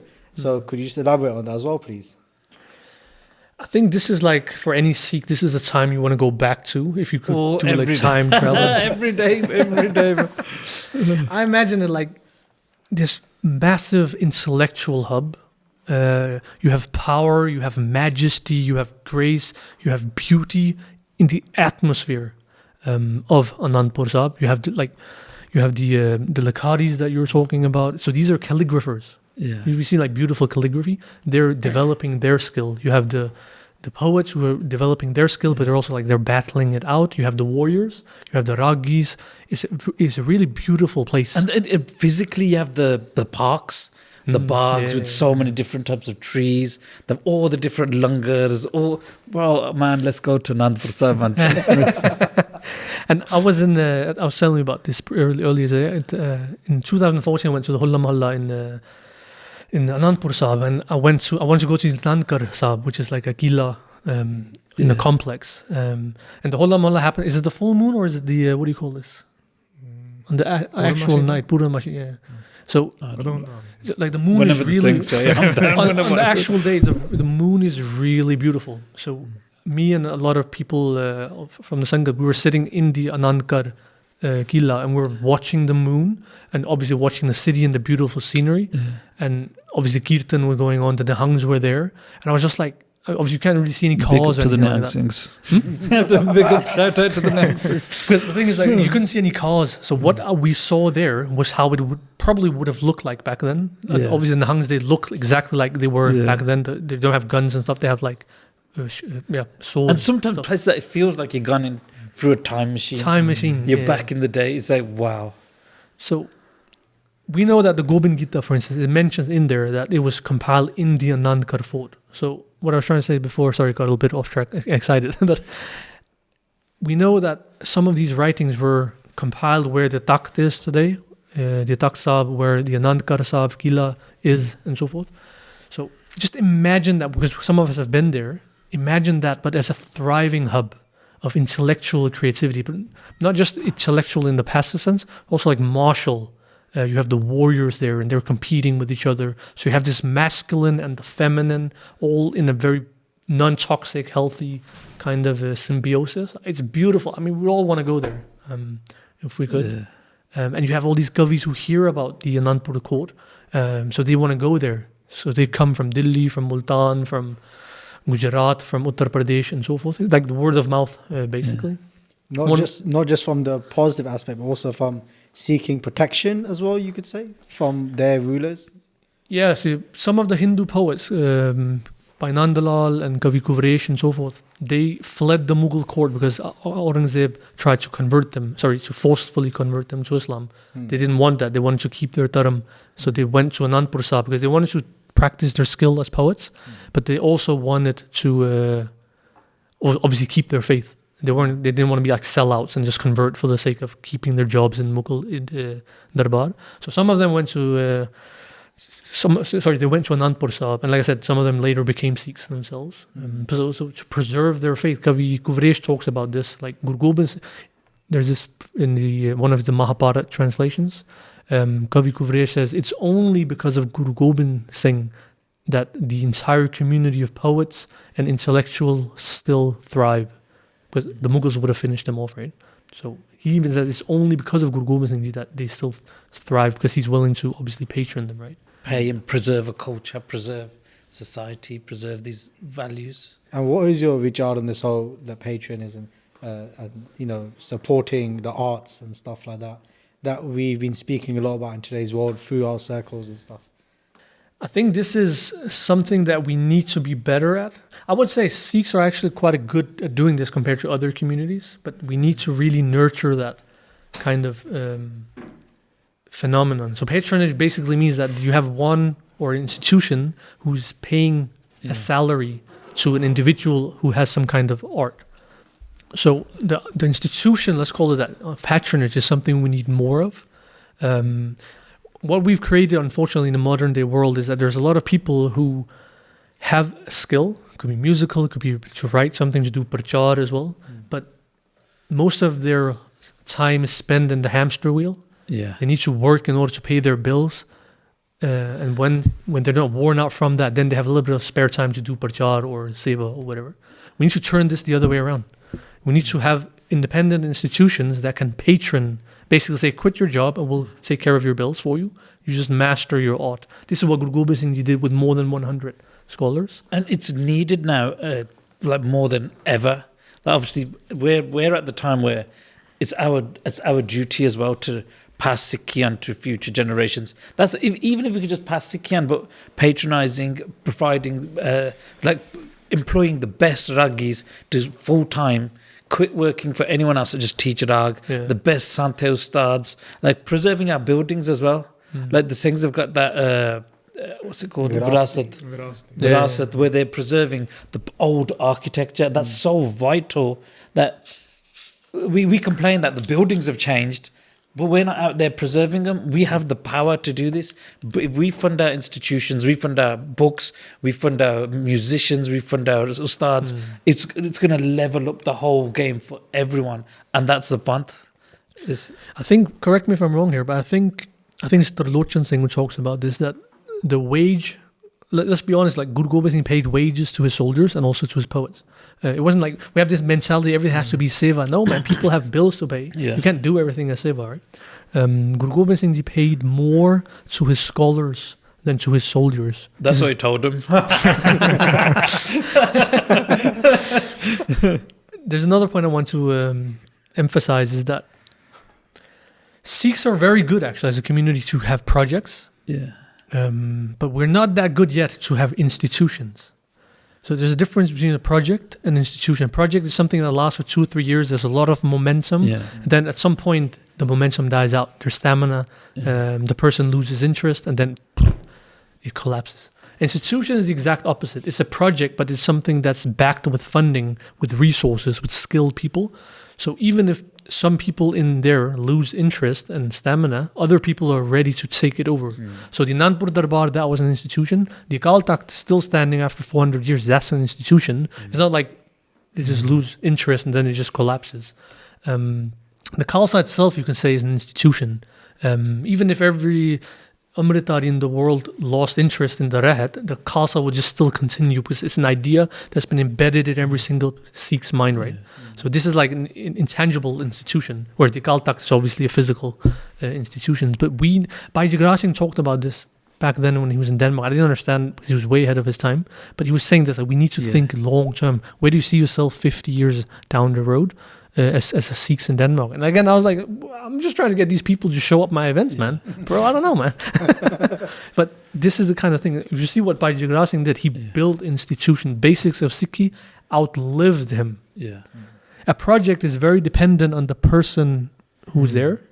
Once that person leaves, it collapses. That's how you can test a project. Is it capable of outliving its own founder?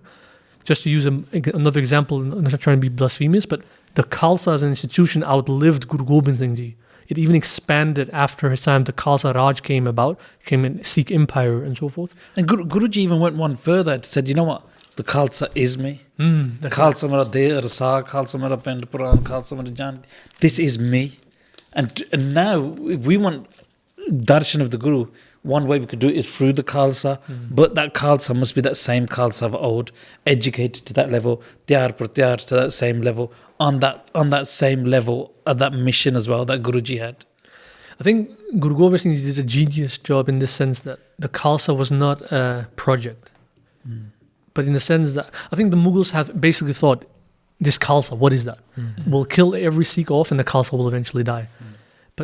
The thing with the Khalsa is that it's basically an idea that's imprinted in the mind of every Sikh. And you can't kill an idea. You can kill all Sikhs. Even if they kill off 99.9% of the Sikhs, if there's just one Sikh standing, the Khalsa is still alive. And that's been proven in history through the Karlukare, through when Buddha came back from Hajur Sahib. It's just a ginti de Sikh held down the Khalsa, and you can't do nothing to the Khalsa. Exactly. And I think the point I was trying to make came a little bit off track, but I think we need to go from projects to institutions. Yeah. And it's a subtle difference because most institutions are obviously built on a project, but you need these things. With a project, you can just do like this and it crumbles. An institution, you can't really do this. It will withstand the storm even. So I think, and again, this is what Guru Gobind Singh Ji did. This is my next book. It's about the how did Anandpur Darbar as an institution continue after the destruction of Anandpur as a city in 1704, after the siege of Anandpur Sahib. Because what I argue is basically that because the idea was planted in the Sikhs, even though the physical structure was destroyed, the Anandpur Darbar was decentralized into the Sampradayas. So the Nirmale, the Gyanis, the Taksalis, and the Sevapanthis in particular, they continued it onwards, just decentralized now. So this is what I mean, like we need more of this kind of long-term thinking, which Bhai Jagara Singh in this current day was very good at instilling in people, like Sikh PA and all these other institutions that were being built, they're still here. Now you see them expanding in North America, you have the Anandpur Institute, all coming... all from that one single idea of doing street prachar. Basically, this is how it all started, right? So I think, I don't know, long story short, but I think we need to have more of that kind of thinking. I'm trying to like highlight that kind of thinking in the book. How long did this book take you to write? 2 years? Obviously, it's an academic book, so it's been through peer review. So a lot of it's just waiting for people to read it and criticize it. Yeah. So, but that's included in the 2 years. But we need that. You need those peer reviews to check things and come through. But you know what? I can't wait to go home and read this, man. And just on that point about building an institution, what is your idea then? How can we build institutions? Because you mentioned something earlier. Do you think the biggest problem is funding? Or do you think it's more the idea of the people with that idea, that mentality? What has not allowed, basically get to the point, what has not allowed us to go from being projects to being an institution? Is it the funding or is it the individuals, you'd say? I think it's the lack of ambition. Okay. I think it's the lack of thinking big, if that makes sense. Let me give you an example. Yeah, so there's a lot of these Sakhis, you've read it in the Pant Prakash as well, where Guru Gobind Singh says, I want to give you guys Raj. Tell me what desh you want and I'll give it to you. And then the Guru points at the Western world, which is like the Islamic world, the Western world from Punjab, the Southern, which is like the Rajput states in Rajasthan, probably even further down to Tamil Nadu, and points at the East and the North in Kashmir. Says, point at anything, I will bless you with it. And the Sikhs are like, nee, we'll just settle with Punjab. We just want Raj in Punjab. And the Guru's like, no, I will give you everything, just point at it. And then they said, no, we're just fine, we just want Punjab, that's about it. And then Guru, I can't remember the ending, but then Guru Gobind says something like, then, because you have very narrow-minded thinking, you will just end up with Punjab, but later generations will conquer much more. And I think the point I'm trying to make is that this idea of, I think it's called the growth mindset in psychology, like think big. Yeah. And I think a lot of us, because it's a form of misunderstood humility. We don't want to think big. Even with this book, I thought of just writing it as a short article and put it up online. People I know, you need to write a book. I'm like, nah, I can't write a book. Nobody's going to read it. But I had to be really like takamar on me. People had to push me before I even took that step. That's the same with anyone who's doing anything. Like anyone who wants to do any prachar on stage, anything, you have to push them.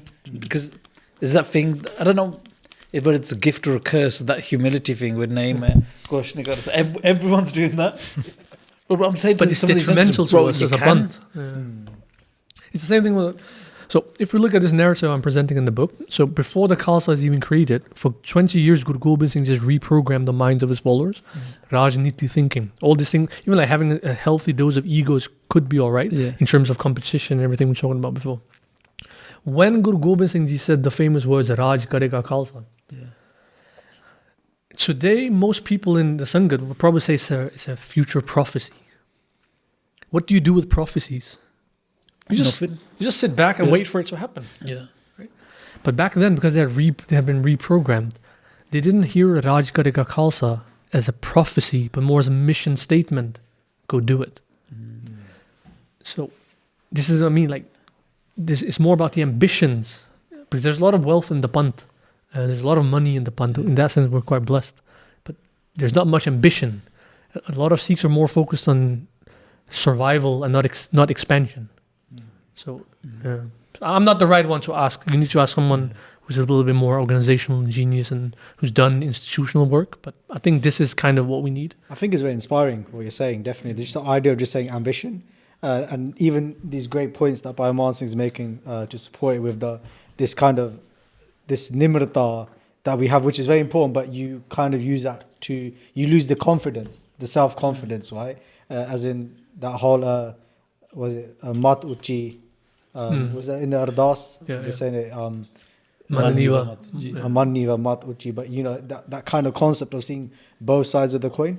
So I think that's amazing. I hope the viewers at home. I know I've taken a lot away from that as well. Just the idea of thinking big and having that healthy competition. Yeah, we need it, man. It's so important.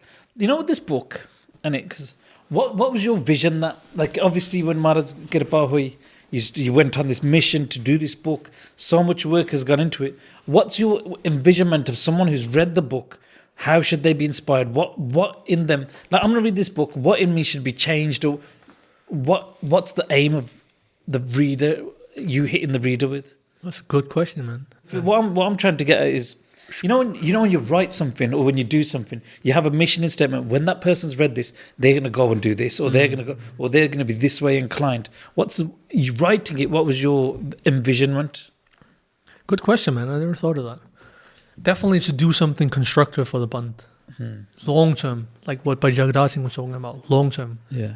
Like, how can you contribute to make the Band grow? Expansion. I think our parent generation has done a lot in the survival mode. They build these gurdwaras and institutions. Now we just need to expand it. So I think what I'm trying to highlight here is all this expansion ideals that we see in the Guru's Darbar, and hopefully people can take something with them. Like, just from, I've not even read the book yet, but just from our conversations, just from now, I'm thinking I've got to go back, go through Hitapadesh again, go through Panchtatra again, go through like all these other grants again, just to make me more astute and smarter, so we can then help the younger generation in camps and stuff. So this is where I differ from a lot of the traditionalists. So if you go into the Taksals in India, they will, as pious Gursikhs, they will study a lot of these writings, the Pavra Samrigrant, the Chanaka Shastra Pakka, the Atam Prakash, and a lot of these Puratan Granths. They will study them because there's a tradition behind it, right? Yeah. What you could also, there's nothing wrong with that. I think sitting here in the West, studying Chanakya is only going to take you this far. Because the reason they studied it in Anandpur is because this is how the kingdoms of the time this was their ideological foundation. But the European countries and Western countries are not built on Chanakya. So maybe the teaching here is not necessarily to preserve and to continue teaching Chanakya, but to look at what is the ideological foundation of Western societies. What's the Shahnameh of Western societies? And then study that and seek centers of learning. This looks very weird if you were to implement it, because this means that you would sit in Gurdwara in London or in Birmingham and study Shakespeare, Adam Smith in terms of economical theories. You would study Marxism. You would study Habermas for democratic and so forth. But this is essentially what Guru Gobind Singh was asking his Sikhs to do. You want to understand the world around you? This is what you got to study. So does that make sense? I think it makes sense in the respect that if you look at, again, the example that we're giving of Bhai Jagraj Singh Ji, he was really well read on a lot of these topics. He was obviously at university studying philosophy, and that allowed him, just giving the example of what I appreciate you're saying, both sides are important as well, that allowed him to be ahead of the game here in the West, right? Especially when he did street prachar, and he would speak to, to these individuals, like Dawaman and so on, where they'd also been studying this stuff as well. So he understood what techniques they were trying to use on him, and he's able to use it back on them. And I guess you're talking at a bigger level in terms of society. So I can get the point you're trying to make with that. But then I think even studying all these things, you then realize when you go back and read Gurbani, you say, okay, that there's levels to the game. Of course, yeah. And then you realize that studying these and people getting caught up in these and their whole lives being these, when you read Gurbani, you realize, there's another level. Like, it just makes you realize how crazy, how on a different level the Shabad of the Guru is. And it adds depth to that. Like, you can understand things on a deeper level. I think this is where I'm not saying you're doing this, but a lot of people have this idea that in a Sikh setting, you study Guru Itihas, you study Guru Sikhi Siddhant, like these Sikhi topics. Yeah. And then you go to university and you study biology, statecraft, political science, whatever people study, medicine, blah, blah, blah. But what the Anandpur Darbar teaches us is that there's no distinction here. All these topics that in the Western world you study in the universities, they can also be studied in the Guru's Darbar, right? Yeah. The best example I use in the book is the Prem Sumarg, which is argues a Anandpuri writing written by court poets in the Anandpur Code. It's basically a Ratnama of about 151 pages. And the 8th chapter, so there's a lot of rehats in it, like rules to obey in terms of food, physical appearance, relations with family, spouse, and all these things. But the 8th chapter is about Rajniti and governance. How do you set down a Sikh kingdom? How do you have you heard about the Prem Sumarg? Yeah. Yeah. How do you divide the country into different provinces, Yeah. taxation, policing, intelligence services, blah, blah, blah, right? Now, here's the interesting thing. Notice that this chapter is put within a Rehatnama. So statecraft, how to govern a country, is in a Rehatnama. And even the opening line is the Rehat Niyayiki. This is the code of justice, is a Rehat of justice, right? So the point I'm trying to make is that this is a part of the Rehat to govern territories, not something like exclusive. This is something you learn at a... Yeah. The point I'm trying to make, is that clear? Yeah. So I think we need to kind of see that medicine, all these things, is actually something that should, I don't know if it's ideally or naive, but like should essentially be taught in schools. In Gurdwaras and Sikh institutes. I think that's probably one of the main teachings I'd also want people to take from the book. Because the Guru Kar is that Gyan Kendra of absolutely everything. Is the place you go to for everything.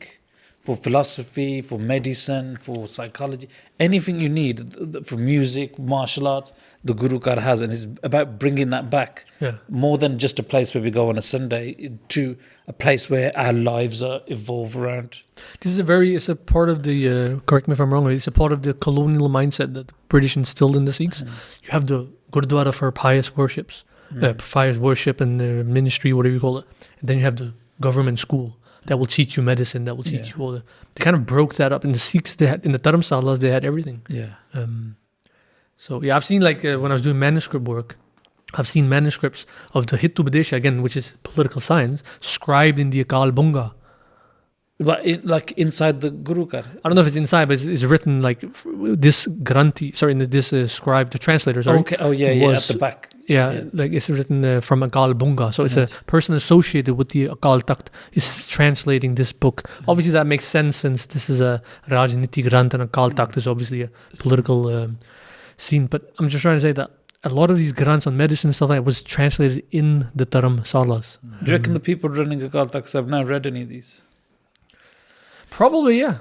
A lot of the Jathedars, have been trained in these Gani Kirpal Singh, Joginder Singh Vedanti. They have a traditional education behind them. I even talk about Gani Kirpal Singh and Joginder Singh Vedanti, saying that they had also studied Chanakya Shastra Pakka, the Adhyattam Prakash, and so forth. So a lot of them have a traditional, grounding behind them.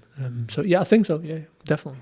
And what's interesting is that a lot of this stuff that we're speaking about, like you said, after the British, came in and changed the mindset, a lot of these things that people are hearing, they think, I've never heard this before. But you doing this research, all the stuff that you found out, was there anything that surprised you in your research? I think we covered it a little bit, but this thing with institutionalization, this is not a one-off project that the Guru was engaged with for 1 year, 2 years, and then something else came onto the scene. This was something that was very consistent. Even war couldn't really demolish it. So the Battle of Bangani, other battles came about, and as soon as those battles were won, they just continued. So again, this massive emphasis on how many resources the Guru was pouring into inviting the right talents to come to Anandpur, to teach the Sikhs, to basically demolish all these hierarchies between the upper caste and the lower caste, quote unquote. This is a reprogramming of the whole community. And to the extent that the Guru was willing to do that work, that really surprised me. My Guru, amazing. And just my final question. Out of all this research that you've done, you know, all the individuals that you've learned about as well, is there one story? Actually, got two questions, but this is the first one. Is there a certain story that sticks out to you, like you could almost say your favorite story or interaction that you've read or you researched? There is one, but it's not from the Guru period. It's from later on with Maharaja Ranjit Singh. It's the extent to which Maharaja Ranjit Singh was also trying to preserve this heritage. So the Hitubdesha that we talked about before, you've probably seen on my Instagram as well, Maharaja Ranjit Singh was also very fond of the Hitubdesha, and he asked one of his court poets, Budh Singh, from the, I think, Shahid Bunga in Amritsar, to translate it for him. So a lot of these Granths were embedded within the culture of Sikhs. They were telling each other stories of the Hitubdesha, and then obviously he wanted his own version of it because he was very fond of it. So that story, I don't know if it's a story per se, but just the fact that 100 years later, the Sikhs are still continuing, the elite Sikhs are still continuing this heritage. That's something I was like, wow, that made me really proud to some extent. Right. Also because we have these weird tendencies to describe Maharaja as an illiterate person. So it's just kind of, that's why maybe it was my expectations were low. That's maybe why I was a bit surprised by it. But like these kings of old, Maharaja Narinder Singh as well, and all these other Fateh Singh and so forth, they did a lot to preserve the Anandpuri writings. I talk in all my footnotes are basically just Maharaja Narinder Singh had this commissioned, Maharaja of that Nabha kingdom, he had that commissioned, to just show this is not a one-off thing. The kings are trying to preserve this corpus of literature. You see that kind of even carrying on. So I think even Khan Singh Nabha for the Ripudaman Singh, who's the son of what was his name? Hira Singh. So Raja Hira Singh of Nabha, and Khan Singh Nabha was the Ustad of Ripudaman Singh, and he did a steek of Hanuman Natak for Ripudaman Singh, and even he wrote a few other books, I think Rajtaram and a few other things, just on Rajniti. So that sort of tradition is still carrying on. It's crazy how such a Rajnitik, smart, just ahead of the time soch we had to now, I feel like really behind the times. Like really, like I've just looked here and I've just caught on page 164. You've got a bit about contextualizing Prem Smarak with Manu Simriti, which is probably the very first Rajnita Granth ever written, like ever. Like comparing the both, that's something that's never been done before. And if I had this, if I had this book like a week ago, I'd have so many more questions and stuff. But you know what, I'm gonna go through this. This is sick, really. And I'm probably not going to sleep today, man. I'm going to go home, start going, because this is such an important topic. And there's so many other people out there, especially now, we're blessed with people doing so many different works, jobs, bringing things like this. Like there's that renaissance, bringing back the Rag Kirtan, preserving our artwork. You're getting more, like preserving artwork or redeveloping artworks according to what they read and what they're inspired by. And just everything, like preserving the architecture, it's going on, man. It's exciting times. But also you'll see when you read it, is that I'm trying to present a coherent, unified Sikh history. Yeah. So unfortunately, a lot of history has been written in the sense they're trying to like put a wedge in between different groups and different individuals and so forth. Yeah. Like the Sampradayas against the Singh Sabha and this Sampradaya against that and so forth. Like, essentially, we're part of the same panth, right? And all of them claim to be a part of the same panth. So in this book, I try to show this Rajniti thinking is found within the Singh Sabha scholars. I call it by Khan Singh Nabha as a preeminent scholar. At the same time, I'm praising the Nirmala Pandey Gulab Singh. I'm also talking about Gurbachan Singh Pindranwale. I'm talking about the Akal Takht Jathedars, to basically show that all of these different groups that are competing or people are trying to like play them out against one another, they've all been on that same journey. These Granths have such a strong presence basically within Sikh history. Even like Maharaja Narinder Singh, seen as a Patiala trader, even then he's doing a lot to preserve the Anandpuri, we're talking about this Pustakalya before. He's trying to preserve the writings from the Guru's court. So I'm basically trying to like all these different fragmented histories people are creating, like I'm trying to bring it all together. It is all united. And sorry, we didn't actually talk about this point. We've got some questions coming in from by Garamveer Singh. He's just sitting over there behind the camera as well. So Big if up, you he's guys, like, hurry up, we need to go home. if you guys are wondering, like, why is we looking, someone random voices coming in? That's got to me. Everyone wants to join the podcast as well. And there's some guy over there eating something as well. We've got quite a few things going on in the room, but they're actually really important questions. So over 20 years, you could say, of translation work and so on, commentaries and stuff written. Where did these all go then? Because we haven't actually discussed that. That's a good question. Thank you, Academy. That's a really good question. Where did this library go? These, so-called, you could say, thousands of grants, 7 different sections in the library. Where did all this go? So I have an appendix here where I try to list the surviving books from the that we still have today. Again, very silly question. What you're saying surviving because alluding to the Battle of Anandpur. A lot of it was lost after the loot of Anandpur. Not necessarily perished, but a lot of them were stolen by the Bilaspur kings. And I also talk about some of those things that were preserved from them in the time of Maharaja Ranjit Singh. But here I have an appendix, What literature, page? 275. 275. So here I try to list, this is based on Pyara Singh Padam, so I'll just put it into English. What are the writings extant upon the Devidas, Lakhan Rai, Tansuk Lahori, Senapati, just continues on. Basically, so here you can see the stuff that has survived. Go into literature, mention the Tvari Guru Khalsa by Gyani Gyan Singh, he mentioned about 20 books. And then literature in the Mema Prakash as well. So here you can kind of get a tip of the iceberg of just only the tip of the iceberg of what was preserved. But unfortunately, most of it was lost. Like they say, the Vidyasagar Granth was lost in the crossing of the river Sarsa. We don't know how many of the carts, loads of Granths were lost. And also during the Kallukare, Granths were targeted and burnt. Here in the Kalgitar Chamarkar, by Veer Singh does say that a lot of these Granths can be found in the Patiala libraries.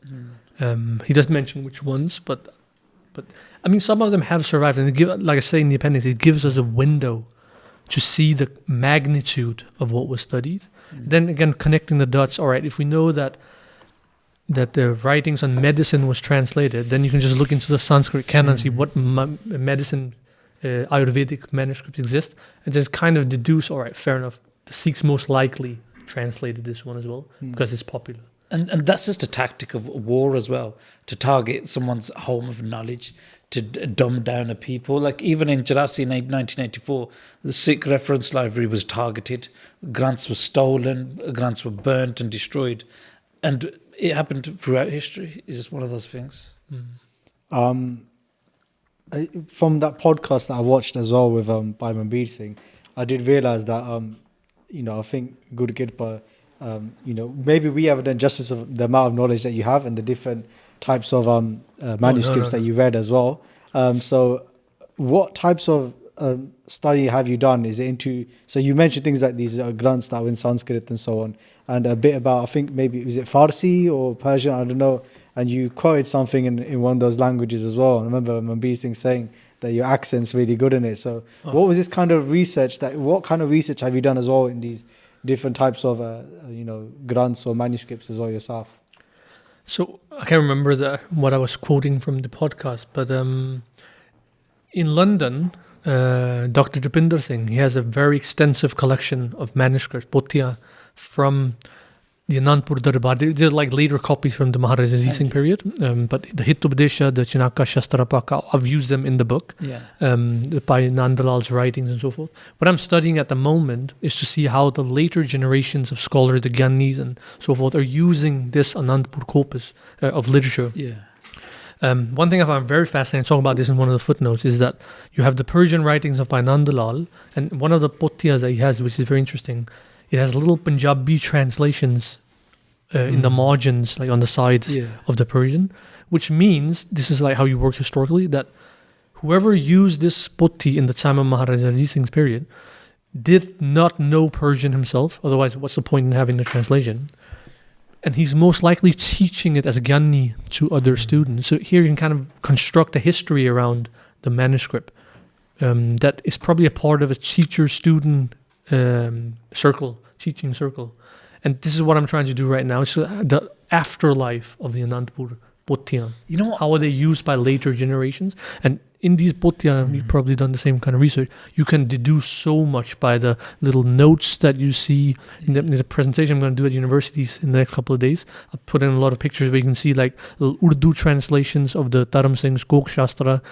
Now it's significant because it's in Urdu, because this is something the Sikhs started to study in the colonial period. So you see in the British period that Sikhs are still teaching each other the content of the Anandpuri. Basically just trying to say that it's still being used by the Sikhs even into the British period. And here it's significant that it's in Urdu, because that's what the Sikhs started to learn as an elite language in the time of the British. Because I was going to say, you're talking about by Nandalal Ji and the continuation and stuff. There's a Gyani Singh by the name of Gyani Gurvinder Singh Nangali. I'm not sure if you heard of him. He's got a taksal in his bend. The bend is also called Nangali. I was there recently and I saw on the walls he's got the lineage of one of by Nandalal Ji's students, and it's passing down where there's still students who've learnt from students who can chase their lineage back to by Nandalal Ji. I'll phone him tomorrow. I'll get a photo of it. I'll send it to you. And just another thing, which my next book is going to be about, is like the lineages emerging from Anandpur. So like you talked about Ratan Singh Pangu before. His lineage goes back to Senapati. Really? Yeah. So what's the link? Like, no, his lineage. So some of them are like Kashmir Singh, Punjab Singh, and goes back to Sena. I can send it to you. He mentions in one of his medicine. Okay, that's Ratan Singh Pangu mentions it in one of his Hanuman Natak sticks. Yeah. He mentions his lineage. He even used the word taksal. You must have seen it. He even used the word taksal, saying Guru ki taksal challi. And then he mentioned Senapati and Punjab Singh, Kashmir Singh, all the way down to himself. And now you mentioned Bhai Nandalal had a lineage as well. I was not aware of that, but I'm very intrigued to I'll know phone more. him tonight. I'll get a picture, send it to you and for you to have a look. So what you can hear, I'm just talking, but what you hear is that there's an afterlife to the Anandpur Darbar as well. The Sikhs are hesitant, they're spending money, probably many people died in the preservation of these potya. They want it to flourish and continue. And I tried in my footnotes to kind of show how later Maharajas are trying to do that. I remember the quote you're saying from the Persian. So just quote anything in Persian. I think it's something to do with the Quran. You're speaking about how they have this concept of Rab, of Vaheguru, and they talk about how they manifest and everything. But they've not. Today's Muslims do not understand it like that. But then you linked it to something related to maybe Gurbani or something. I'm not sure. Was it maybe by Nandalal? I think it was something by Nandalal. I think. Yeah, well, I watched it recently. You did it 4 years ago. So. One thing that's interesting, but this is a topic of its own. I wanted to put it in a footnote. It didn't do it, but Bhai Nandalal is a very intriguing figure because he obviously was fluent in Persian, in the Quran, in Arabic, in Braj, in Hindi, and so forth. And he does something that's considered blasphemy within Islam. He actually changes the words of the Quran to make it even better.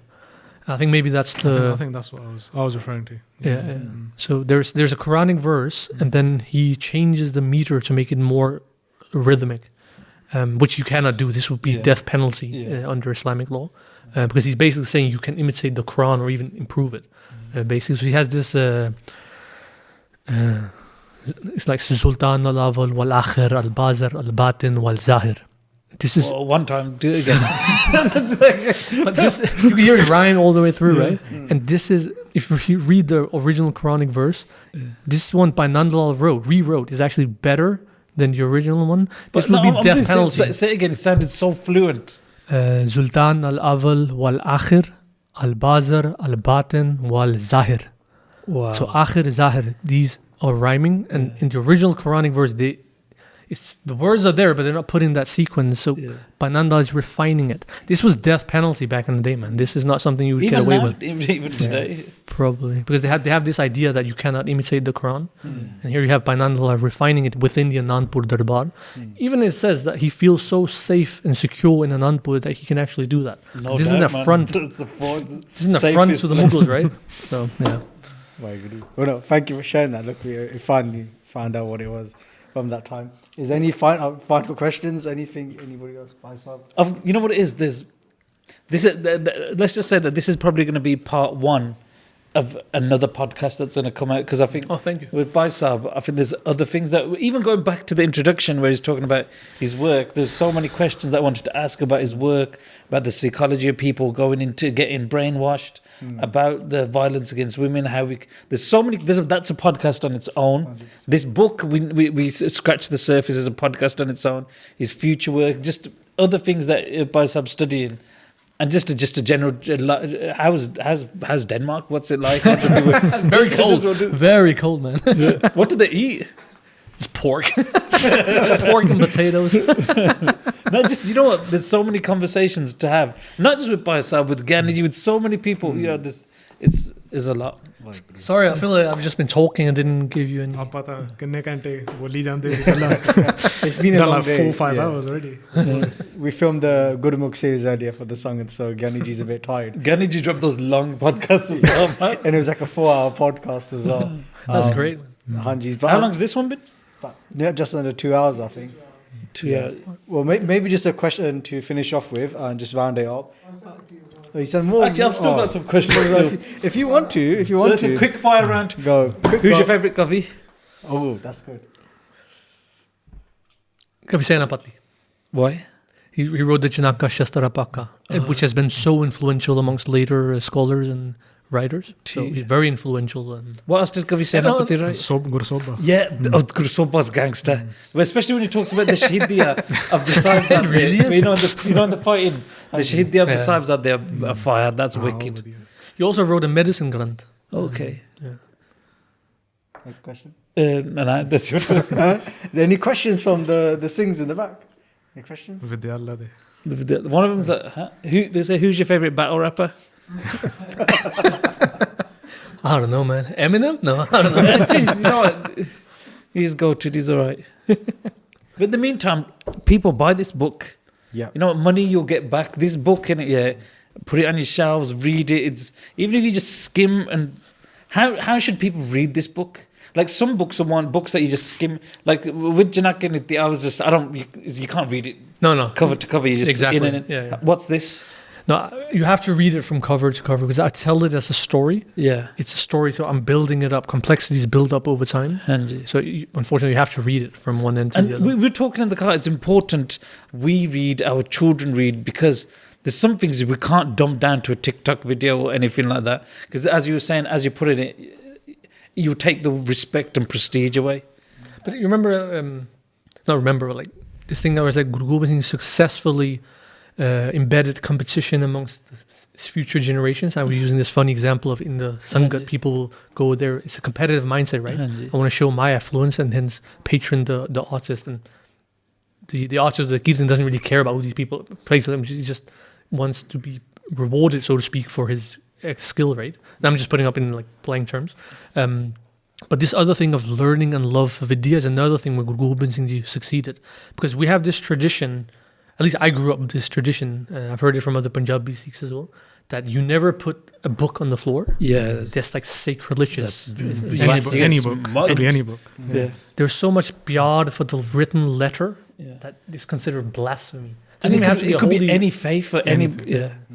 I would attribute that back to Guru Gobind Singh Ji and the activities in the Anandpur Darbar. And actually, speaking of books and stuff, and it, Gandhi, this is a question for you. You translated the Nanak Prakash. You put the first. Where's number 2, man? I don't know. It'd be Maharaj worth Kirpa karan is saal aa jana mere khayal to Kirpa, because number 1, like for the Sangat out there, buy this book. But Nanak Prakash, the one that you guys put out by Resham Singh and yourself, is wicked. Is gold. Have you seen it? Not yet, main unfortunately. le aaya aj ina Yeah, it's a beautiful book. One of the best translations of Nanak Prakash that's out there. Like one of my prized books, and I'm waiting on number 2. So again, did you put that pressure on as Pressure. And on that point, then, Sorry, I didn't even answer your question. Sorry. well? Also, Sukraj is writing. Sukhdeep Singh's writing a book. I might not look. I was going to say on that note then as well about for advice for people in the future who want to become authors, what advice would you guys give to some in the future looking to write a book? You stop. ਪਤਾ ਬਸ ਸ਼ੁਰੂ ਕਰ ਲਿਆ ਤੇ print ਕਰ ਲਿਆ ਇਹਨਾਂ ਨੇ ਤਾਂ ਹੋਰ ਮਿਹਨਤ ਕੀਤਾ ਨਾ ਇਹਨਾਂ ਨੇ This is printed by who? The University of California Press. What was the route that you went Hang through? on, you're in actually? Denmark. How come we didn't in California? How did you get to that sort of stage too? It's a long story. The short stories I basically just wrote out to a lot of different university publishing houses. And then they were on board. What happens is, just for people interested in this route, is that a lot of university houses, they have plans for the next few, university presses, they have plans for the next few years. So they may want to focus on Indian intellectual history or Middle Eastern, this and that. So if you come up with a book proposal for them that fits in with whatever they think they got planned for the next 4 years, then obviously you're more likely to have it published through them. But you got to really, it's like being on the right time in the right place, because you may have the best idea for a book, but if it doesn't fit into their future planning, they're not going to take it on board. So it's always a good thing for anyone who has an idea for a manuscript, just write out to different publishing houses, 4, 5, 6, 7, 8. You'll get a lot of rejections, but just keep going. I got a lot of rejections. This was not easy. Like how many rejections? I think about 4. That's not that much. I thought you were saying, No, for me it's a lot because you lose interest. No. You know that other author who wrote Harry Potter? You know, she got like JK. 30-something rejections. It might be Really? 17 or something. I don't have the patience for that many. Loads of rejections. And when it got through, she smashed it. I've never read Harry Potter though. I ain't about that life. But the thing with me was I had this, again, it sounds a bit weird to say it out loud, but I had this, nobody's going to want to read this, and the C community doesn't care about this video, and I only get like 20 likes on my Instagram post, and why should I even bother? And then this weird form of humility, I don't have the gyan, other people should be doing it, and stuff like that. Then I had some good people who were just pushing me. Those people are important, man. Yeah. So a lot of the work was actually just me finding the courage and the momentum, building up the momentum to actually say, you know what, I'm going to write a book. Oh yeah, another thing I did was actually, it sounds a bit hippie-like, but I manifested it in the sense I said it out loud, publicly on my Instagram, I'm going to write a book. Because now I have to do it. Because every time I met people, when I came to the UK, they asked, hey, how's it going with that book? I'm like, damn, you remember that? Well, that's manifest. Now I got to complete it, right? So that kind of kept me going as well. Obviously, I wasn't paid to do this. It was outside of my work. So it was like a hobby project. It's a labor of love. And it's also about building a good routine. What's your routine like for writing? Do you just sit down and say, you know what, I'm going to get 1,000 words in? Or is it just an even when it comes to you? So I'm a very lazy person. No, I really am. So, Same. So what I did is that it took me some time to actually crack this, because I'm not a part of an university institution or academic environment or anything like that. It was just me sitting with my Instagram account, and that was about it. Do you remember I asked you like 5 years ago, do you know any book about Charitra Pukyan? And you pointed me towards an Udasi Grant, I think. There's stuff like that, just using my social media to reach out to people and can they put me in the right direction. But did this respond? yeah, he did, yeah. I think Swami exactly Udasi, yeah. But the most productive time period, this was in 2022, I think. I got up I built up this very good period of my life where I got up at 5 a.m. Yeah. And then I would get ready, sit by the computer around 5:30, and then work for 3 hours, and then go to work. Then I would come home in the evening, and then read something, and then next day I would get up at 5 a.m. and do the same thing, read, write, and do. Now, because I'm lazy, I'd also told myself, if I can't be bothered... Well, that's not lazy. No. I'll show you lazy. No, but then I said to myself, if I can't be bothered, this was during the summer, if I can't be bothered in the evening after I come home from work to read anything, then go for a run, because I hate running. So that was my punishment for not being productive. This thing, I kept it going for about 3 months. It was such a productive period. Most of the book was written during those 3 months. But obviously at the same time, you have to like focus on your nutrition, have to eat healthy. I can't eat like junk food and fast food during this time period because it's going to... That makes a big difference. With the, really does. Like your creative juices are flowing in your brain. So what did you eat? No, just healthy food. Yeah. Like never bought any food from outside, nothing like quick on the go. No chocolate, no crisps. I love crisps. Like really healthy food. Obviously drink a lot of water. Sounds like a cliche, but like it's really, you need to have that discipline, both in terms of what you consume, but also how you spend your time. I haven't been able to keep this momentum up. It only lasted about 2-3 months. And that reflects, what do you think the Kavis ate? How do you think they lived and exercised as well? Someone writing in that time, they must have had their timetables and everything as well. Exactly. Yeah. I have no idea, but One thing I was going to say was, how did your relationship with Guru Gobind Singh change? That was my question. Smashed it. That was my question. I think it's a very good question. If you open up the first page, I've put in a dedication to the Guru Gobind Singh Ji. It's like the, what do you call it? The Mangalacharan. There. Yeah. This is very, it basically says, in the name, this book is written in the name of the King of Kings, Guru Gobind Singh. This is very unusual in an academic book. You can do this in a self-published book, Yeah. but you cannot really confess your faith in a book academic. about the same topic, because this is for universities and libraries. Somehow they allowed me to put this into my book. Is this quoted from somewhere, or you wrote this? No, I wrote it. But I'm paraphrasing it by Nandalal. T. It's like playing with the poetics here, like they did in Nandpur Court. Say it. Do you mind reading all that? Yeah, that's what we want, basically. Oh, my Persian pronunciation is not that good. Obviously, Ik Onkar, Benome Shahe Shahanshah Guru Gobind Singh. Sorry, can you do it again, but just sit behind the mic, sorry, because you're talking, you're in front of the mic. Oh, sorry. Benome Shahe Shahanshah Guru Gobind Singh. Ida be amuzgari javdan rushaniye I chashmanam madar I arjmandam kulwant kor. Wow. That's beautiful. And I wanted that in the name of the King of Kings, because it sounds a bit cliche, but it was like a seva as well, Yeah. like to put this kind of writing into an academic institutional framework, and obviously in the English world, there's a subtle balance, because often they don't want people from the same tradition to write about that tradition, because they have this idea that you're biased and you're not going to be. It comes from the Christian idea, like there's a Jesus of history and a Jesus of faith, right? And they have to be separated. So quite often it's a bit tricky to sit there and write Ustad of the Guru if it's an academic book. And I couldn't do that in this book, so I tried to approach Guru Gobind Singh Ji as a man, as a historical person, like Jesus of history, Guru Gobind Singh of history. But at the same time, I was very much like, oh, this is disrespectful. Like myself personally, I didn't find this to be respectful. Yeah.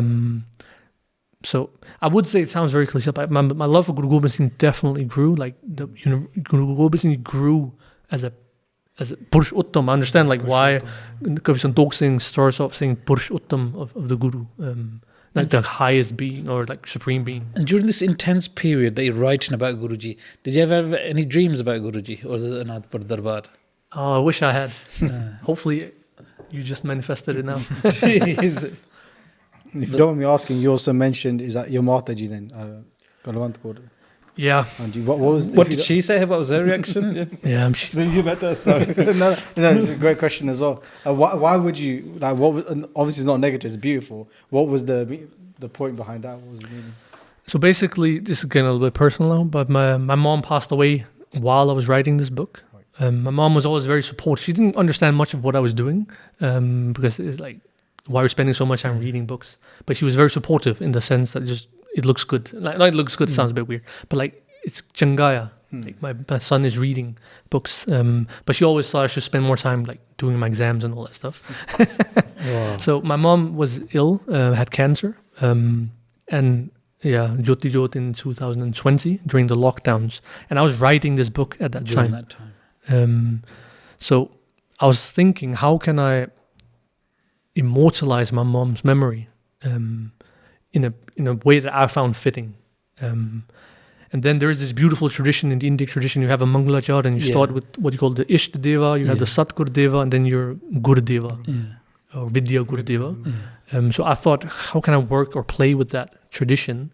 And then all is one. Ik Onkar is the Ishta Deva, the Satgur Deva is obviously Guru Gobind Singh Ji, and then the Vidya Gur Devi, like my teacher, is. So obviously you have the God, you have the Guru, and then you have your teacher. And then my teacher, the eternal teacher, the Amuzgari Jodan, is my mother, because she taught me everything basically. Yeah. So this was like my way of like, I don't know, honoring her. Does that make sense? You know, I relate with that because my mum passed away this year, Sorry, 5-6 months ago. And one of my prized things that I have is a voice recording. One day she saw me on TV do katha, I think it was Aarti Arto, some program, and she phoned because she couldn't make it. and she left a voice recording on the phone. Oh yeah. And it's one thing that I just saved. And so I relate with that, like doing something for our, you know, the ones who give us everything, just they're doing something so they can see you shine. I think that's such a beautiful thing. That's very fitting. That's very emotional. Yeah, and the Sikhs we have a very beautiful tradition of honoring people who've done us well. Yeah. So like even Kavi Santokh Singh, I think he's in Garbganj in Tika, he honors Gyani Sant Singh, his teacher, He does it in Soos as the Badash, Akkar Nand Data, Badash. as the one who bestowed me letters. So I kind of did the same thing here. Basically, Kavi Santokh Singh is the one who taught me how to read and write. I did the same thing in my acknowledgements. You can see. I want to thank my school teachers, Ingelisa Thompson, who taught me how to read and write. Oh, that's sweet. And my old history teacher when I was a child, because he could see I was interested, he gave me books and like tried to nurture that in me. You being a teacher, like you really have a lot of influence on A former children. teacher, but teachers I rate so much because they changed lives. Yeah. Do you remember your teachers at school and that? One or two, yeah. Again, Special you- ones. you- I do, man. Like, But you even like- till today, like 40 years. This is what I mean in our tradition, in our language even, we have to acknowledge that. This is what I mean, like with language creates reality, right? Even like in the English language, it's very poor. Danish is the same. A teacher is someone who teaches. Come on. It's just a boring way of honoring a teacher, right? Yeah. In our languages, a teacher is a guru, someone who brings you out of the darkness and gives you light. How beautiful is that? Come on. So there's a lot of that beauty that we can find in our own tradition, like Kavi Santokh Singh honoring Gyani Sant Singh as the Akkar Gurdata, and so forth. Like, even if I've had teachers in the past who my views don't align with, but I still honor them and respect them because they gave me knowledge of Shastra Vidya or gave me knowledge of this, that. You know what? They taught me when I knew nothing about this. So you always got to pay that homage and respect. It's a big thing. Even like I mentioned the acknowledgement when I thank Ingelisa Thompson, my teacher who taught me how to read and write. I had reading difficulties when I was a kid. Has she seen the book? Have you sent it to her? Actually, I have not, but I met up with her last year because I wanted to thank her for all the things that she'd done for me. I had reading difficulties growing up. She used to sit with me a few hours after school and just make sure I was on track with the rest of the class. Who does that, right? I don't know if she was paid for it. It doesn't even matter. Who does that? I still have reading difficulties. So, I mean, there's a lot of beauty in our tradition, and we just need to like bring it into a modern context. Does that make sense? Well, I think that's a great point to finish off on, if that's okay with everyone. Good, well, thank you so much, Bhai Satnam Singh Ji, for coming down or coming up, here to the UK and spending this time with us. It's been an amazing podcast, a great conversation. Thank you to Bhai Man Singh Ji. Thank you to for you. joining You're the us. podcast Thank you for the king. invitation. He's the Sikh Joe Rogan, everybody. I'll take it. And then obviously, thank you again to Gyani Ji as well for joining the podcast as well. That was great as well. So, and hopefully, Guru Kir Parakhe, this seva that you're doing continues to go, and we can continue to collab and work together because I think you've done such a fantastic job. Such a great guy to me as well, on and off camera, even though we haven't spoken much off camera yet. But I just thank you so much. And where can people find you and get this book as well? Yeah. We'll put the links in the description for the Sangat as well. Yeah, don't pay full price for it. It's an academic book. It's ridiculously expensive. Yeah. Find me on Instagram, and I'll have a post on how you can save 30% off. And if you use the code name Basics, you get Man Singh 101 or something. you get nothing. But find me on Instagram, and then there's a instruction on how to save 30%. What's your Instagram? Satnam_SDK. What's the SDK stand for? Sing Denmark. Oh, okay. Original. Good, Paji. Thank you so much for Sangat again. Please check out the links in the description, and do get in contact with Bhai Satnam Singh Ji as well, and definitely buy the book and support the work that VG is doing. As you can see, he's a lovely guy as well. Thank you. So please let's support our brothers and sisters and everybody else. Okay, Ji. Waheguru Ji Ka Khalsa, Waheguru Ji Ki Fateh.